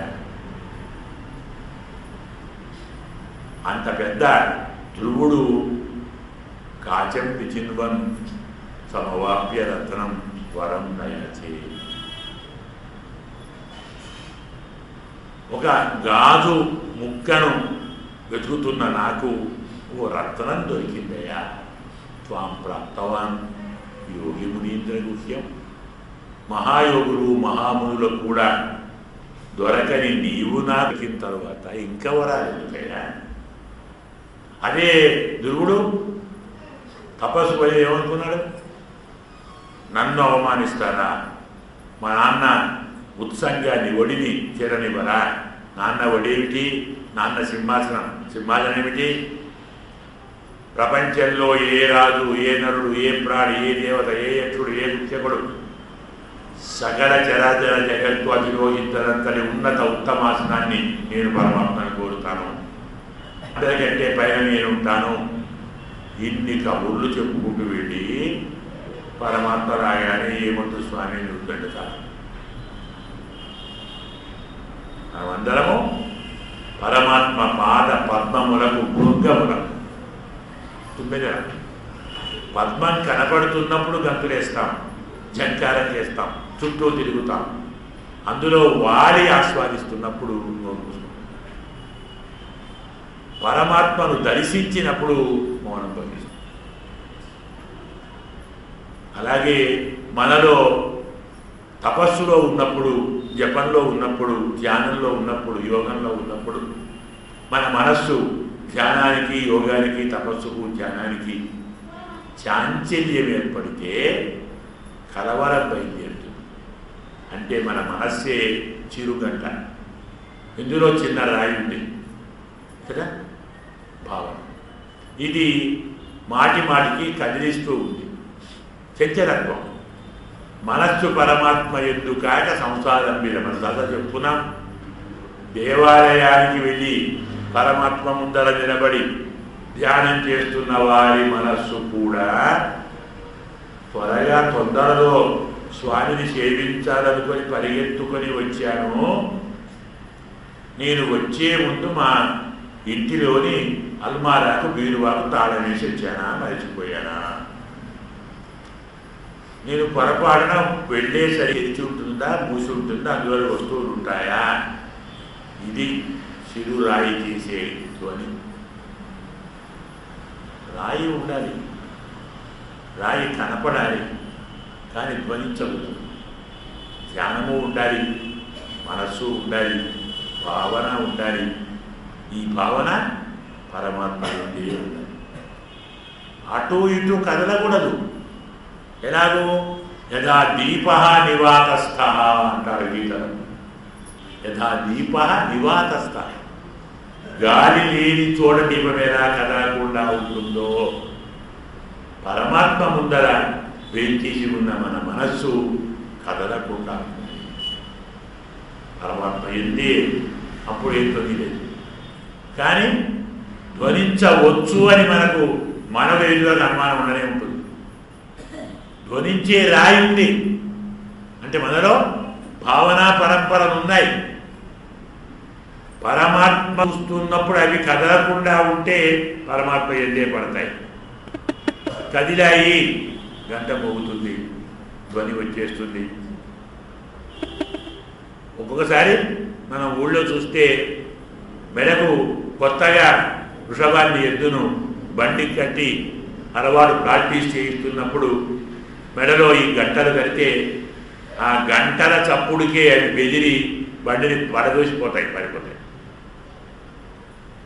ఏదో చిన్నప్పుడు వ్యవసాయం ఉంటే మహానుభావులు ఈ అనుభవం ఉండి ఉంటుంది, మీకు మేము చూసామని తెలుసు. మాట తన మెడలో ఉన్న గంట యొక్క చప్పుడే తాను మోసే బండిని పడేస్తుంది, తనను పడేస్తుంది. మన మనస్సులో ఉన్నటువంటి అనేకమైన భావన పరంపరలే మనను పడేస్తాయి, మన భావనను పడేస్తాయి. ఇంతటి రహస్యార్థాన్ని బయటికి చెప్పటానికి కింగని వాయించేదా తామరై పూపోలే అంటారు. ఇప్పుడు ఒక కన్ను తెరవాలి, అది కూడా కొంచెం కొంచెం తెరవాలి. తరువాత రెండూ ఒక్కసారి తెరవాలి. రెండూ ఒక్కసారి తెరిచినప్పుడు ఒకేసారి సూర్యుడు చంద్రుడు ఉదయించినట్లుగా భాషించాలి. అలాంటి కన్నులతో నన్ను చూస్తే, మమ్మల్ని చూస్తే మా శాపాలు పోతాయి. ఇప్పుడు భావం చెప్పుకున్నాం, మొత్తం అర్థం చెప్పుకోలేదు. కొంచెం భావాన్ని కొంచెం అర్థం కావాలి కాబట్టి ఆండాళమ్మవారి యొక్క ఉపమానాలలో ఉన్నటువంటి సమస్య మీకు బోధించడానికి, వీళ్ళని తెలపడానికి వివరణ ఇచ్చాం. ఇప్పుడు అంగణ్ మాన్యారత్తు అరచర్ అభిమాన భంగమాయ్ మొదలు రాజులు అంటారు. ఎలాంటి వారికి రాజులు? విశాలమైన, అందమైన, భోగ్యమైన, సుందరమైన, ఆకర్షకమైనటువంటి భూమికి రాజులు ఉన్నారు కదా. ఒకరు చాలామంది మహారాజులు ఉన్నారు. అందరం భూపతులం అంటారు. నరపతులు, భూపతులు. భాగవతంలో భూదేవి చెప్తుంది, గోరూపంలో వెళ్ళి, ప్రతివాడు నాకు భర్త అంటాడు. ఏం కావాలండి ఇది? ప్రతివాడు నా భూమి, నా భూమి, నా భూమి అంటాడు. అన్నవాడు వాడు అనేంతలోకి వెళ్ళిపోతాడు. వాడు ఇంకోటి వచ్చి నా భూమి అంటాడు. కానీ ఎందరి భూమిని కావాలి? నా గట్టి వీడు చెప్పబోయా స్వామి అని బ్రహ్మను ప్రార్థిస్తుంది గోవు. సరే వేరు. ఇక్కడ రాజులు అనే ఒక చిన్న మాట పడవేసి అంటాడమ్మా, మనకొక అద్భుతమైనటువంటి రహస్యాన్ని ప్రకాశింపచేస్తున్నారు. మనందరం ఆహా వాడికేమండి మహారాజు ఉంటే రాజాలా బతకాలి, ఇలాంటి కబుర్లేవో చెప్పుకుంటాం కదా. కానీ న్యాయంగా రాజుకు పట్టే గతి ఏమిటో మన శాస్త్రం చెప్పింది. ఒక మాట చెప్పాలంటే రాజ్యాంతే నరకం ధ్రువం. ఎంత గొప్పవాడైనా రాజ్య పరిపాలన పూర్తయిన తర్వాత పోతే నరకానికే పోతాడు. ఎవరు దాకోవద్దు. అంత పెద్ద దశరథ మహారాజు కూడా మోక్షానికి పోలేకపోయాడు. అయ్యా స్వర్గానికి పోయాడు అంటారేమో. వేదాంత బాధలో స్వర్గం అంటే పోయికుంటమే, దగ్గరేమి నరకాలి. ఇహలోకమంతా ప్రకృతి బంధమంతా నరకము, పరమాత్మవాసం ఒక్కటే స్వర్గము.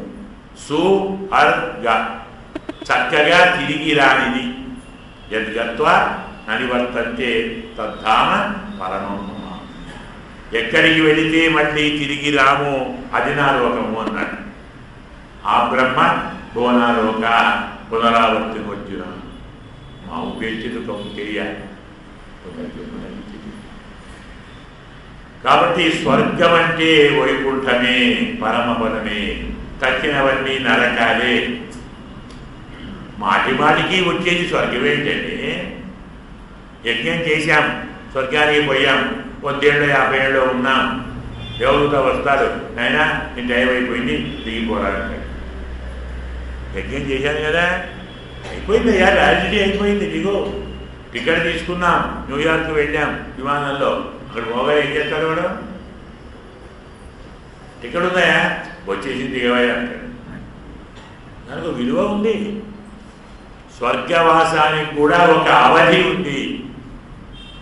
క్షీణే పుణ్యే మధ్యలోకం నిశక్తి. మళ్ళీ పునరపి జననం పునరపి మరణం. ఇది స్వర్గం. అందుకే మనకు స్వర్గాయ లోకాయ అంటాడు మహానుభావుడు భాగవతం యొక్క ప్రారంభంలో.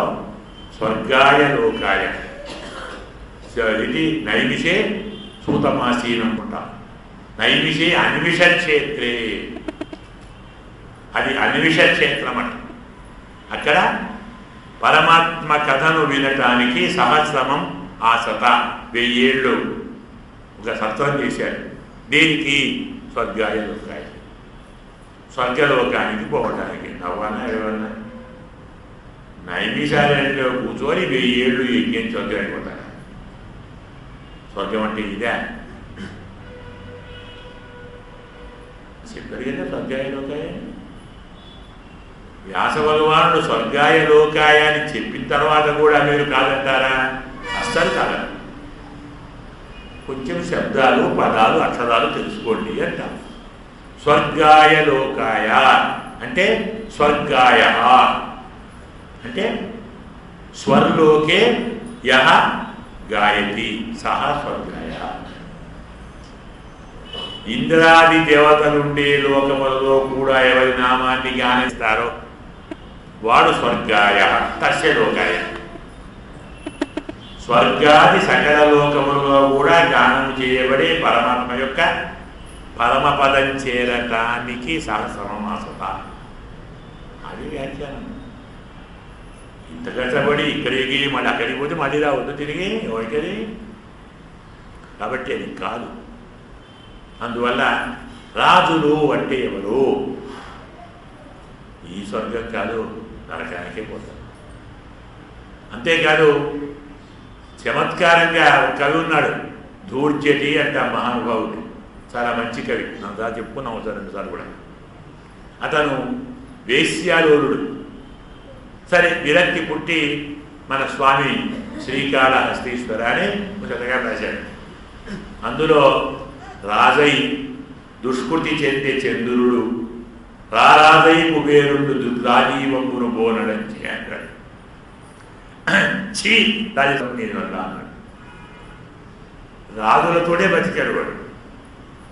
ఇంతకాలం అన్ని సుఖాలు అన్ని భోగాలు రాజు ఇచ్చినటువంటి సంపదతోనే బతికాడు. విరక్తి పుట్టి నాలో ఇంతటి సంసారం మీద ఆసక్తిని పెంచిన వారెవరు? రాజులే కదా.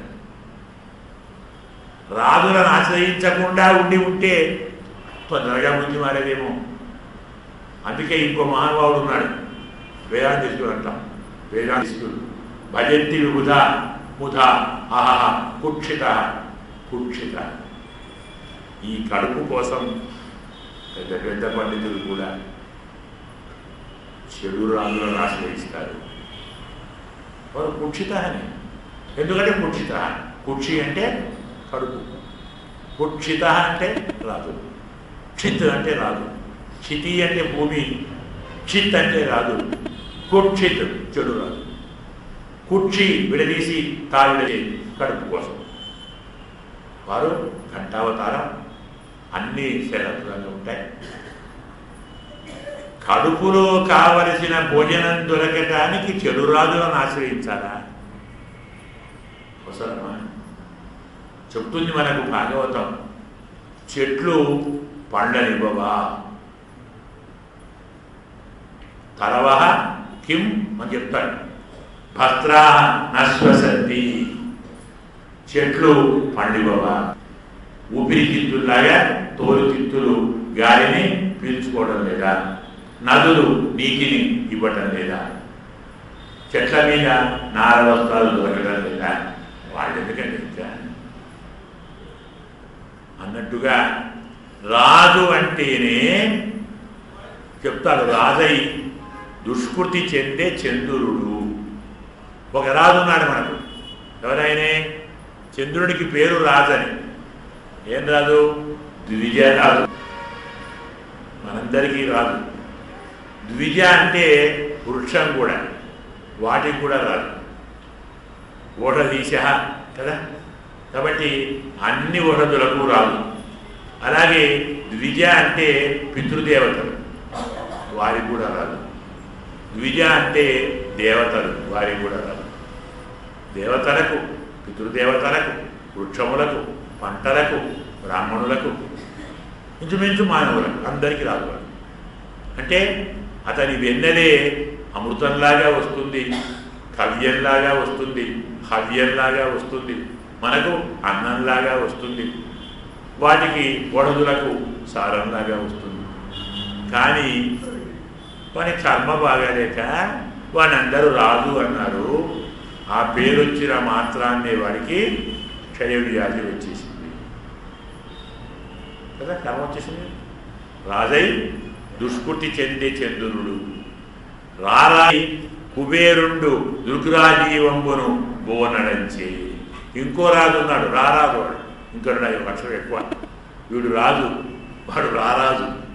ఎవడు వాడు? కుబేరుడు. కుబేరుడికి పేరు రారాజు. రాజరాజోధనాధిప వాడని చెప్తుంది. వాళ్ళు అతనికి పాపము 2 కళ్ళు లేవట, గుడివాడు. కుబేరుడికి కన్నులు లేవు. అలాగే కుబేరుడికి కుష్ఠవ్యాధిగ్రస్తుడు. తెలుసా ఎందుకో? శరీరం బాగుండి, ఆరోగ్యం బాగుండి,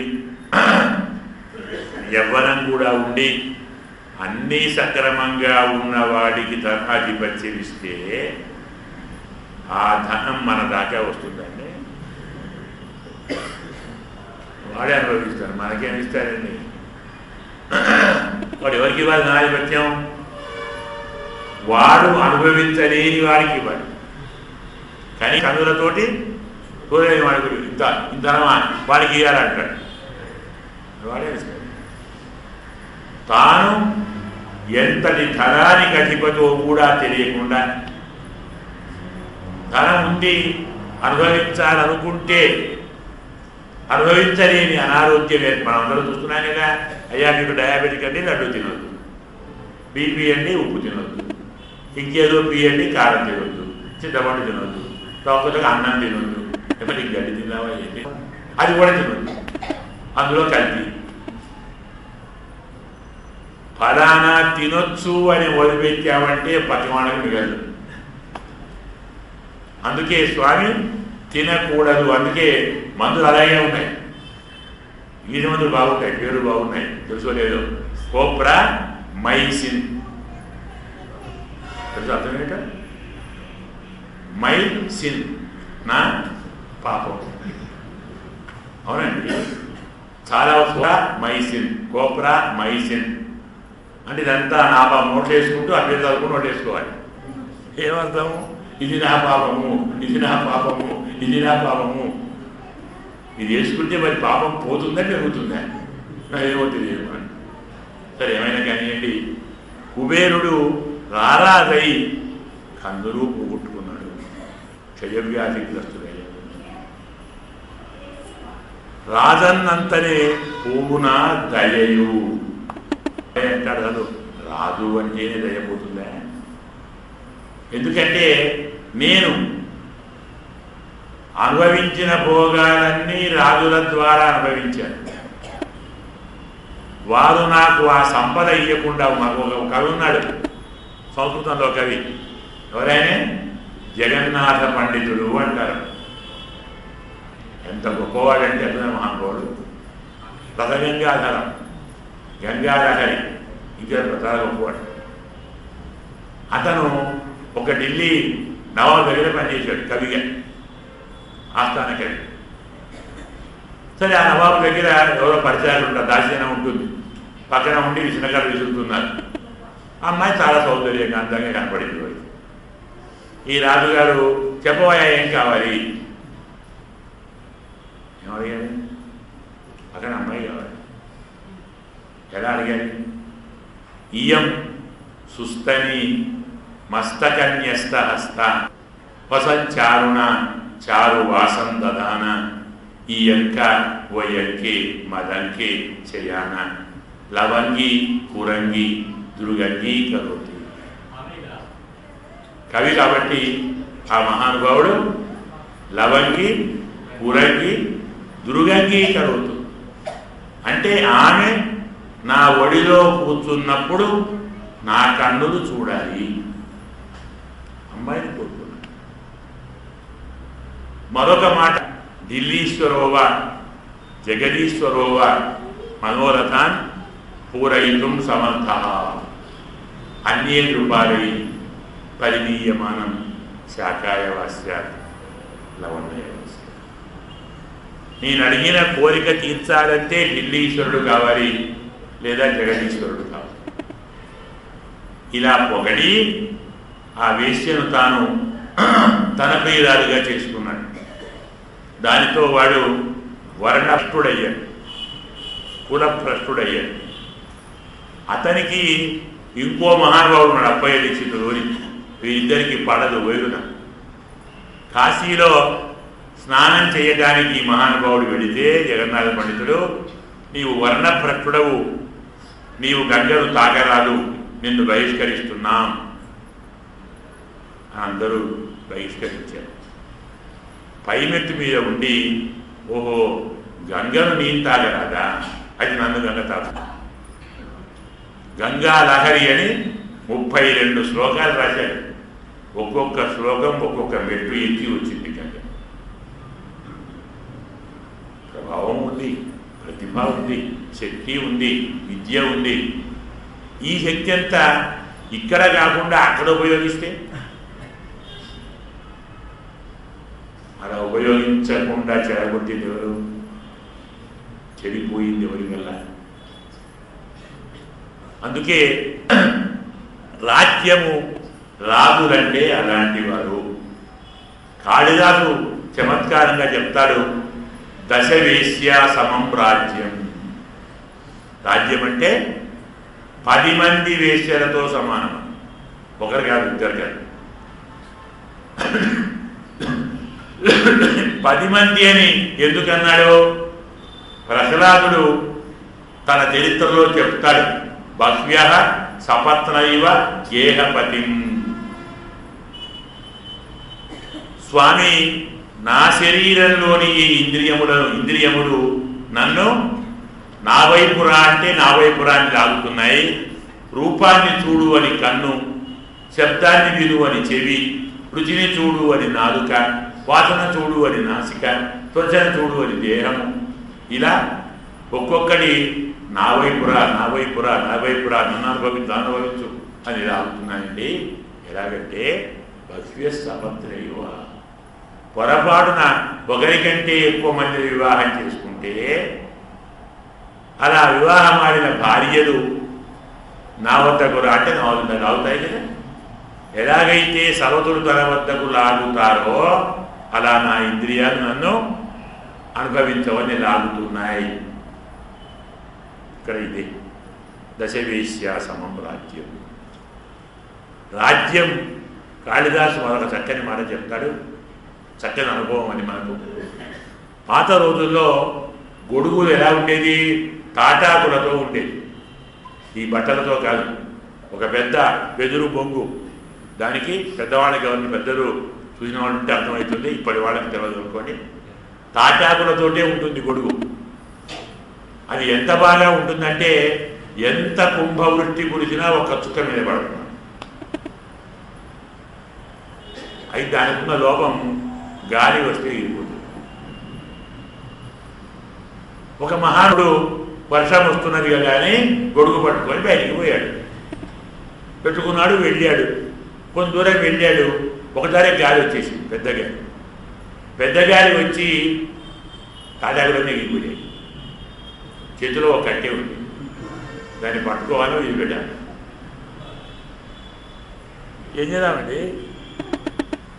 వదిలిపెట్టాలి అంటే గొడుగు మన చేసుకుందని చేతిలో ఉంటుంది, పట్టుకుంటే పైనుంచి ప్రాణం తడపకుండా ఆపదు. తాటగిరిపోయినటువంటి గొడుగు కర్ర లాంటిది రాజ్యము. అంటే ఒకసారి రాజుగా ఉన్నవాడు పొరపాటున ఆ రాజ్యం భ్రష్టుడైన రాజు అనే మాటను విడిచిపెట్టలేడు. అతనందరూ రాజు అనేటువంటి పోనీ రాజాని పిలిస్తే వీరి తట్టుకోగలడా? రాజు కాదు కదా. అందుకే మనకు నమ్మాడువారు ఒరునాయకమాయ అనేటువంటి ఒక చక్కని మునిలో రాజులు ఎలా భంగపాటు పడతారో చెప్తాడు. ఒక దేశపు రాజు శత్రురాజులతో ఓడించబడి రాజ్యాన్ని వదిలిపెట్టి దగ్గరలోని అరణ్య ప్రాంతానికి వెళ్ళి అక్కడే రహస్యంగా ఉంటూ జీవనం గడుపుతున్నాడు. మరి బతకాలి కదా, బతకాలంటే మరి భోజనం కావాలి కదా, కోటి విద్యలు కూటి కొరకే కదా. ఎక్కడ దొరకాలి అన్నం?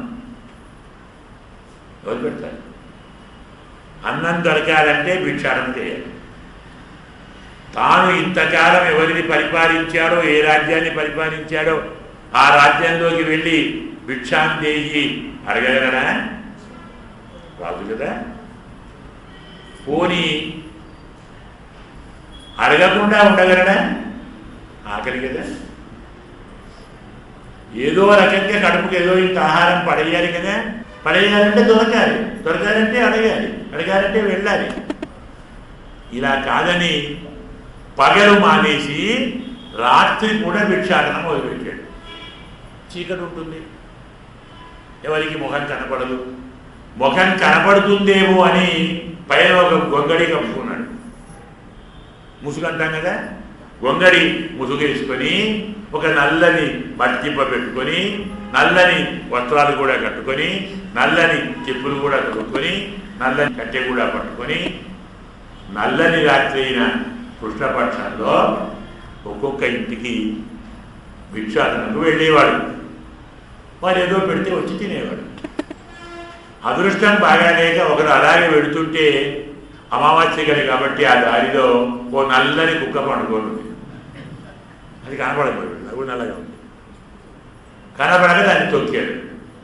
అది కై కుయ్యో మరో అని మొదలుపెట్టి మొదలుపెట్టి వాడిని కాలు పట్టుకొని లాగి వాడు ఓ అని అయ్యో ఎవరో కుక్క వచ్చినట్టు ఎవరో చూద్దాం అందరూ నవ్వుకి వచ్చారు. అరే చీకటి దీపం తేరా, దీపం తెచ్చి ఎవరినైనా అయ్యో మన మహారాజండి. ఇప్పుడు ఏమైంది వాడికి? ఏ ముఖాన్ని దాచుకోవాలనుకున్నాడో, ఏ పరువు కాపాడాలనుకున్నాడో బయటపడింది.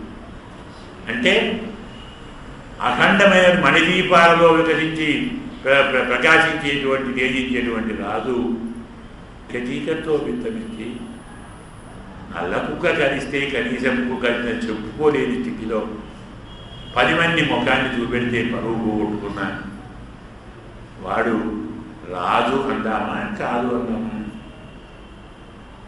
ఇలా ఉంటారండి రాజులంటే. రాజ్యం నామ మహావ్యాధి అచికిత్స వినాశక. ఇంకో మాట, రాజ్యం అంటే ఓ పెద్ద వ్యాధి.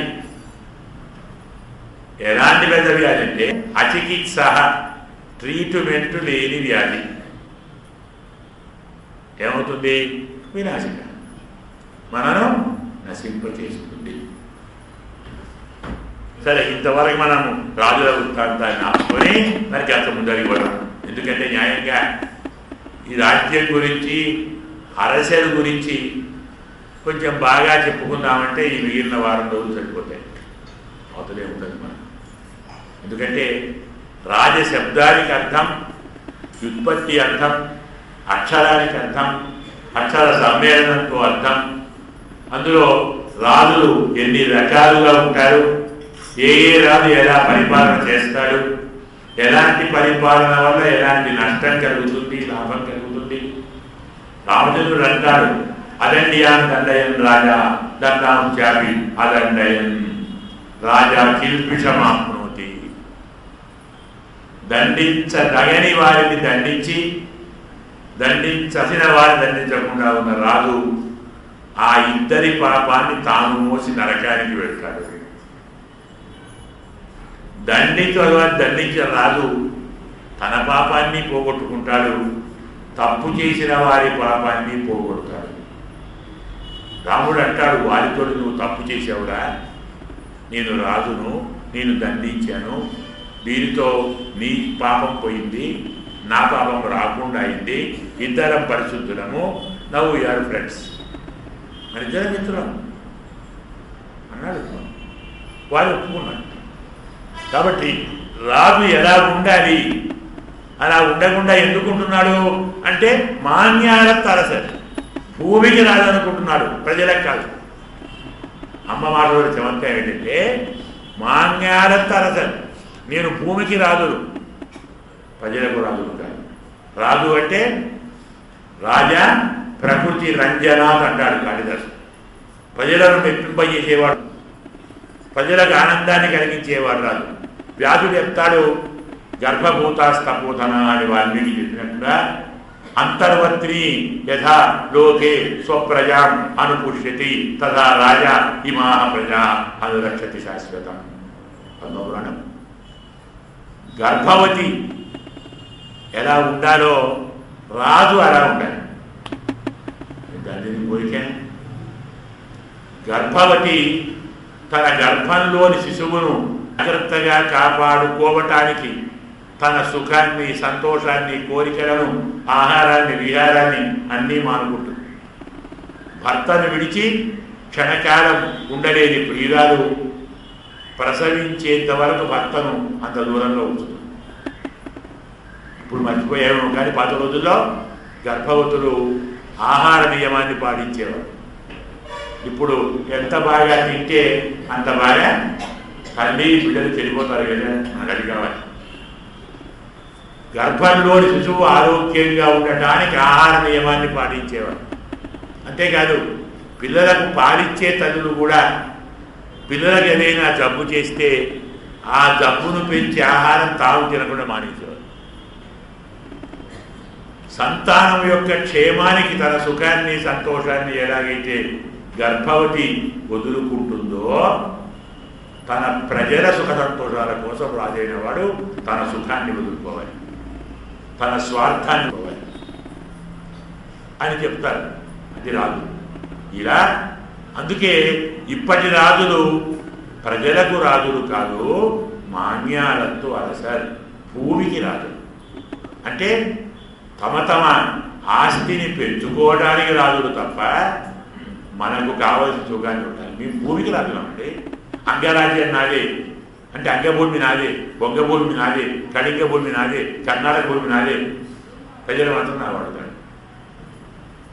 తమ పరిపాలన పరిధిని పెంచేవారే తప్ప అందులో ఉండేటువంటి ప్రజల యోగక్షేమాలు చూసే రాజులు ఉన్నారా? ఎక్కడున్నారు? ఎప్పుడు ఉంటారో అంటే ఆ రాజులకు అభిమాన భంగం అయితే ఉంటారు. అరసర్ అభిమాన భంగమాయ్, నేను రాజును అనే విషయాన్ని వదిలిపెట్టినప్పుడు మాత్రమే ప్రజలను కాపాడే బుద్ధి వస్తుంది. అదేమిటంటే రాజు వదిలిపెడితే ప్రజలు అవసరం ఏమిటి? నేను అధిపతిని కాదు, నేను ప్రజలకు సేవకుడిని.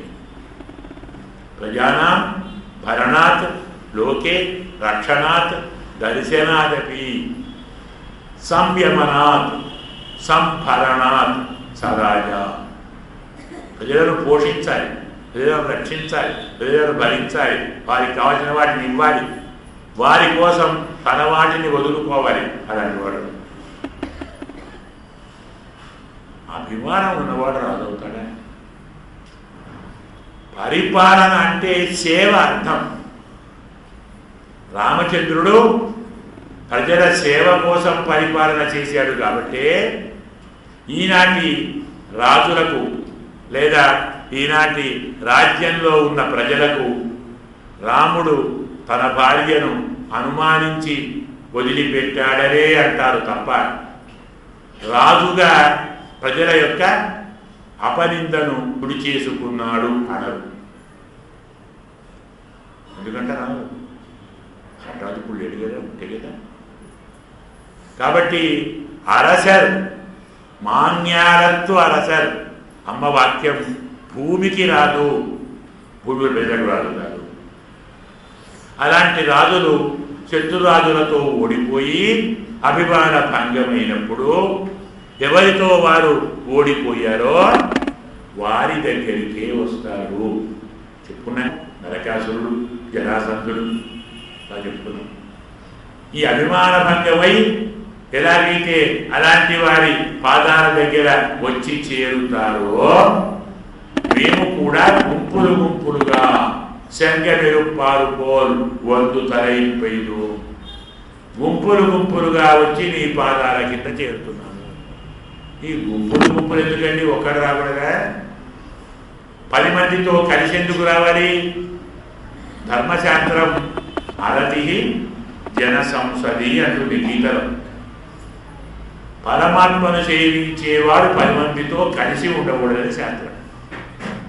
ఏకాంతంలో ఉండి స్వామిని సేవించాలి, ఏకాంతంలో ఉండి స్వామిని ధ్యానించాలి, కీర్తించాలి. మరి అందరమా గుంపులు గుంపులుగా అంటుందేమిటి? శాస్త్ర విరుద్ధమా? అస్సలు కాదు, ఇది శాస్త్ర అనుకూలం. ఎలాగూ ఒక్కడిగా 10 మందిలో దొరికితే ప్రజలంతా వాడిని అనుమానిస్తారు, నిందిస్తారు. ఎలాగో భరతుడిని నిందించినట్టుగా భరతుడు అంత పెద్ద సైన్యంతో వెళ్ళినా గుహుడు ఎదుగొచ్చాడు. సంపన్నం శ్రియమనివిచ్యన్, దొరికిన రాజ్యాన్ని శాశ్వతంగా నిలుపుకోవటానికి రామచంద్రుడిని ఏమైనా చేయడానికి వచ్చారా అనుమానించాడు. భరద్వాజుడు నకించిత్ తస్య పాపస్య పాపం కర్తుం నిహించసి ఏ పాపము లేని రాముడికి పాపాన్ని చెయ్యాలని వచ్చావా?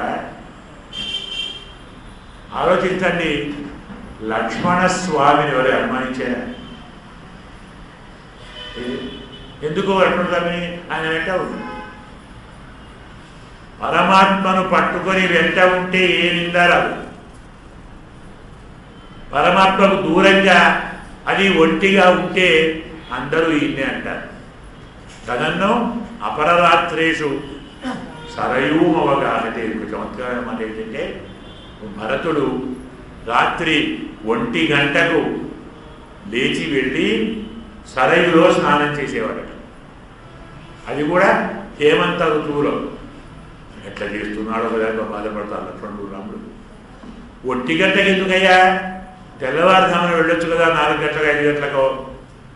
బ్రాహ్మీ ముహూర్తం దాటిందంటే స్నానానికి అందరూ వస్తారు. ప్రజలందరూ వచ్చినప్పుడు తాను కూడా వెళితే అబ్బా చూడండి ఎంత పుణ్యాత్ముడో, ఇంకా స్నానం చేస్తున్నది స్నానం. ఉన్నరాముని బయటికి పంపి ఎందుకో ఈ నాటకాలన్నీ. ఎవరికి ఉద్ధరణ? ఎట్లాగేమో అది చేసే పనేమో ఇది. ఈయన పుణ్యమే రాముడు లేకుండా అయ్యాడు. గతి ఏమిటండి? 10 మందితో అపరిందరు పడలేక భరతుడు అపరరాత్రిలో వచ్చి స్నానం చేసేవాడు. ఒంటిగా ఉంటే ఈ బాధలు. భరతుడు ఎంత మహానుభావుడంటే ఒంటిగా ఉండొద్దు అనుకున్నాడు. పొరపాటున కైక రాజన్ అని పిలిస్తే ఏడ్చాడు పాపం.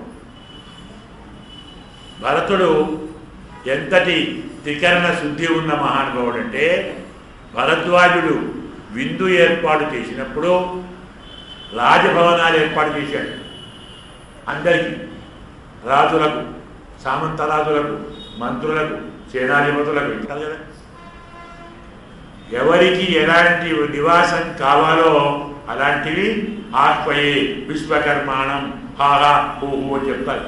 అందరినీ పిలిచి ఏర్పాటు చేశారు. భరతునికి చక్కని ఒక రాజభవనం ఏర్పాటు చేశారు.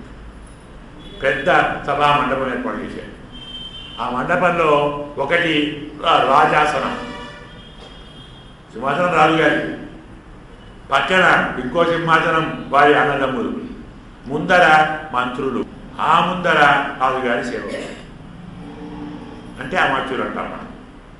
ఇలా ఏర్పాటు చేసి అయ్యా ఇది మీకే అని పంపిస్తే ఈయన చూచి నశించత్ సచివాసనే అంట. రాజుగారి సింహాసనంలోనూ కూర్చోలేదు, తమ్ముల సింహాసనంలోనూ కూర్చోలేదు, మంత్రి సింహాసనం కూర్చోలేదు. సేవకుడు సచివుడు అంటే చిన్నవాడు, అతని సింహాసనం కూర్చున్నాడు. అక్కడ కూర్చుంటే పొరపాటున ఎక్కడ నన్ను రాజు అంటారు, బాబోయ్ అదవద్దు. ఇలా పరమాత్మకు దూరంగా ఉండి ఒట్టిగా ఉంటే కలిగేటువంటి ఇబ్బందులను మనస్సులో పెట్టుకొని శంగమిరుప్పారు పోల్ వందు తలైపోయిలు, గుంపులు గుంపులుగా వచ్చి నీ పాదాల దగ్గర చేరుతున్నాం. తరువాతి మాట, కింగిణి వాయి చేయిద తామరై పూపోలే శంకణ్ సిరిచెరిదే ఎమ్మే విడియావో. అందున చక్కని కన్ను, పరమాత్మ కన్ను ఎలాంటివి? పుండరీకరేణ పురుషోత్తమ. పరమాత్మ పుండరీకాక్షుడు, రామ కమలపత్రాక్ష అంటాడు హనుమంతుడు. పరమాత్మను గుర్తించటానికి ఏది గుర్తు? ఎవరు పుండరీకాక్షుడో ఆయన పరమాత్మ. శ్రీశ్రియ కవ సమాశ్రయక్క పుండరీకరేణ పురుషోత్తమ చెప్తుంది మనకు. అమ్మవారికి కూడా ఎవరు ఆశ్రయించబడేవారు కూడా ఎవరిని ఆశ్రయిస్తారో, శ్రీకి కూడా శ్రీ. మనందరికీ అమ్మ శ్రీ అయితే ఆ శ్రీకి స్వామి శ్రీ పరమాత్మ. అలాంటి మహానుభావుడు పుండరీకాక్షుడు, విశాలమైన కన్నులు కలవాడు. ఇంత పెద్ద కన్నులు ఒక్కసారే తెరిస్తే ఆ చూపు మేము తట్టుకోలేము స్వామి, మెల్లమెల్లగా తెరవండి, కొంచెం కొంచెంగా తెరవండి, సగం సగం తెరవండి. ఇలా చెప్పటంలో మన పూర్వాచార్యుల వ్యాఖ్యానం ఇక్కడ ఆగమ శాస్త్రాన్ని మనకు బోధిస్తున్నారు. పరమాత్మ ఆరాధన ఎలా చేయాలి, భగవంతుని ఆరాధన చేసేటువంటి అర్చక స్వాములు గర్భాలయంలోకి వెళ్ళి తలుపులు బిగించుకొని లోపల స్వామి ఆరాధన చేయాలి. ఆరాధన చేయంటే న్యాసత్రయం అంటాం. లయన్యాసం, సృష్టి న్యాసం, స్థితి న్యాసం. న్యాసం అంటే ఉంచుట, ఏం లేదు. భగవంతుణ్ణి ఆరాధించాలంటే పాంచభౌతికమైనటువంటి ఈ శరీరము దివ్యమైనటువంటి పరమాత్మను ఆరాధించడానికి పనికిరాదు. భగవంతుణ్ణి ఆరాధించాలంటే ఈ కూడా దివ్య దేహం కావాలి. అంటే భగవంతుడి దేహం వంటి దేహం కావాలి. భగవంతుని దేహం వంటి దేహం కావాలంటే ఉన్న దేహం పోవాలి కదా. అందుకే కూర్చున్నవాడు ప్రాకృతమైన ఈ శరీరాన్ని పరమాత్మ పాదముల యందు లయన్యాసం, దీన్ని లయం చేసి అక్కడ ఉంచుతాడు. తరువాత మళ్ళీ ఆ పాదాల నుంచి పరమాత్మ యొక్క దివ్య దేహాన్ని సృష్టిన్యాసం తన దీనిలో సృష్టించుకుంటాడు. పిలుచుకున్నటువంటి ఆ దివ్య దేహాన్ని స్థితిన్యాసం ఆరాధన అయ్యేదాకా ఉంచుకుంటాడు. ఇలా ఆరాధన పూర్తి అయిన తరువాత మళ్ళీ ఈ దేహాన్ని లయన్యాసం చేసి ఆ దేహాన్ని సృష్టిన్యాసం చేసి దాన్ని స్థితిన్యాసం చేసుకొని బయటకు వస్తాడు. ఇంత ప్రక్రియ లోపల జరుగుతుంది. న్యాయంగా ఈ ప్రక్రియను సక్రమంగా జరపాలి అంటే తక్కువలో తక్కువ 5 గడియలు పడుతుంది. 5 గడియలు అంటే మన పక్కలో 2 గంటలు. అందుకే బ్రాహ్మీ ముహూర్తంలో లేచి అనుష్ఠానం చేసుకొని సూర్యోదయం కంటే ముందు 5 గంటలు మనం చెప్పుకున్నామే, శంకర్ధ్వని చెప్పుకున్నాం చూడండి. 5 గంటల ప్రాంతంలో వెళితే భక్తులందరూ లేచిన పనులు పూర్తి చేసి వచ్చేసరికి 60 పూర్తి. ఇక్కడ రహస్యం ఏంటంటే ఇలా ఆరాధన పూర్తి చేసి తలుపులు తెరిచినటువంటి అర్చకుడికి ఎదురుగా ఏ భక్తుడు వెళ్ళకూడదు అభిముఖంగా. అలాగే ఆరాధన పూర్తి చేసుకున్న పరమాత్మ ఎదురుగా కూడా వెళ్ళకూడదు. పార్శ్వే తిష్టన్ ప్రణమేత హరిమ్మల శాస్త్రం. ఒక పక్కన నిలబడి నమస్కరించాలి. పరమాత్మ నమస్కారం పక్కనే, పూజారికి నమస్కారం పక్కనే, గురువుకు నమస్కారం. అందుకే ఆచార్య పూర్వరూపం, అంతేవాసి ఉత్తర రూపం. మన మాటలు ఉన్నాయి, గమనించండి. గురువుగారు పూర్వముఖంగా ఉంటే శిష్యుడు ఉత్తరముఖంగా ఉంటాడు, పశ్చిమముఖంగా ఎదురుగా ఉంటాడు. సకల శాస్త్ర వేదాంత రహస్య జ్ఞానం యొక్క అగ్నిని లోపల ఇముడుచుకున్నటువంటి గురువుగారికి ఎదురుగా శిష్యుడు నిలబడితే, కూర్చుంటే, కందులో కన్ను కలిపి చూస్తే వాడేమో తనో తెలియదు. అలాగే అప్పుడే అర్చన పూర్తి చేసుకొని తలుపుడు జరిగినటువంటి అర్చకుడికి ఎదురుగా భక్తులు వెళితే ఆ దివ్య ఇంకా వారిలో ఉంటుంది. కాబట్టి వారేమో తనో తెలియదు. పరమాత్మ అప్పుడే దివ్యమైన ఆరాధనను అందుకొని ఉంటాడు. కాబట్టి ఆ దివ్య తేజస్సుతోటి అతని ముందర మనం చూస్తే మనమేమవుతాం. అంతెందుకు ప్రతిష్టా కార్యక్రమంలో కూడా పరమాత్మను చేసినప్పుడు స్వామికి నేత్ర ఉన్మీలనం అంటాం. అంటే అర్చకుల కన్నులు తెరిపిస్తారు. స్వామి కన్నులు లోబడిపోయి ఆ స్వామి మహానుభావుడు యజ్ఞాచార్యులు ఉంటారు, కన్నులు తెరుస్తారు. కన్నులు తెరిపించి ఎదురుగా ఒక ఆవును పెడతారు, ఒక అద్దమును పెడతారు, శక్తి ఉంటే ఒక ఏనుగును పెడతారు, ఒక గుర్రమును పెడతారు, తర్వాత ఒక కన్యను పెడతారు, తర్వాత ఒక వేష్టిని పెడతారు, తర్వాత భ్రమర రాశిని పెడతారు, దాని తర్వాత బంగారు రాశిని పెడతారు, దాని తర్వాత ధాన్యపు రాశిని పెడతారు. మొత్తం 14 రాశులు ఉంటాయి. కన్నులు తెరిచిన పరమాత్మ వీటన్నిటినీ చూసిన తర్వాత మనం వెళ్ళాలి. మొదలే మనం వెళ్ళామో ఏమో తెలియదు. ఒక ఇదే కాదు, ఆరాధనే కాదు, మంత్రశాస్త్రం కూడా అలాంటిదే. మంత్రశాస్త్రం కూడా మనకు ఒక మంత్రాన్ని ఉపాసన చెయ్యాలంటే, ఒక స్తోత్రాన్ని మనం ధ్యానం చెయ్యాలంటే మనము కూడా మంత్రమూర్తులం కావాలి. మంత్రమూర్తిని భవేద్రోం అంటాడు నారాయణ కవచంలో. అంటే ఆ మంత్రంలోని బీజాక్షరాలను మన శరీరంలో ప్రతిష్ఠించుకోవాలి. దాన్నే మనం అంగన్యాసము, కరన్యాసము, హృదయన్యాసము, శీర్షన్యాసము, నేత్రన్యాసము, నాసికాన్యాసము, ఇలా వర్షో చాలా ఉన్నాయి. అని వద్దనుకోండి, బాగా తెలిసేది అంగన్యాసం, కరన్యాసం, హృదయాన్యాసం.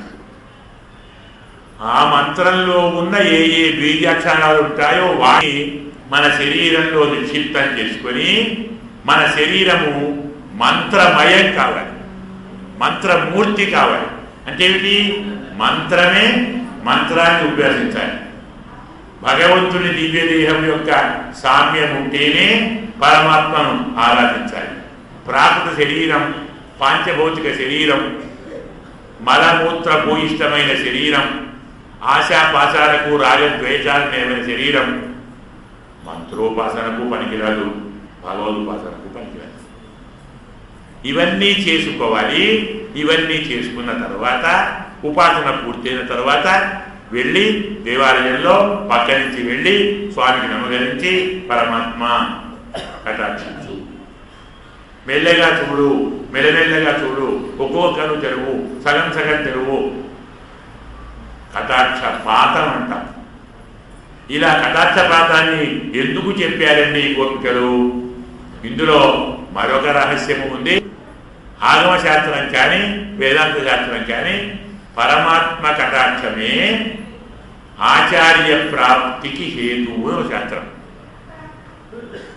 ఈశ్వరస్య సౌహార్దం యదృచ్ఛా సుకృతం తథా విష్ణు కటాక్ష అద్వేష ఆనుకూల్యం చ సాత్వికై సంభాషణం షడేతాని ఆచార్య ప్రాప్తి హేతువ.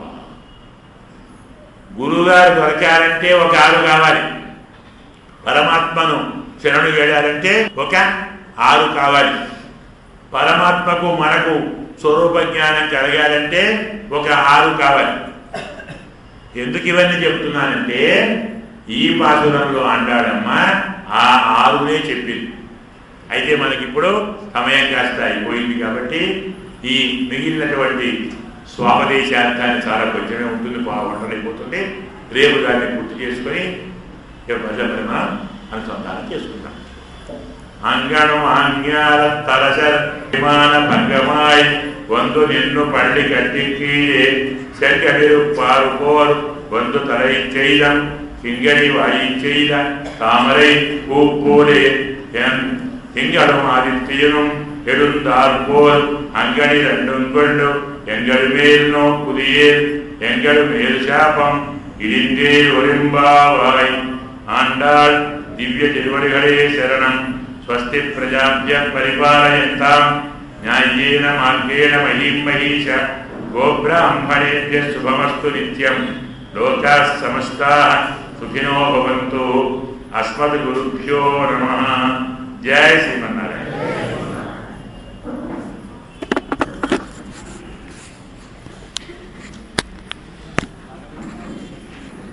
ఎన్నైనా బాగున్నావా? ఎలా ఉన్నారు?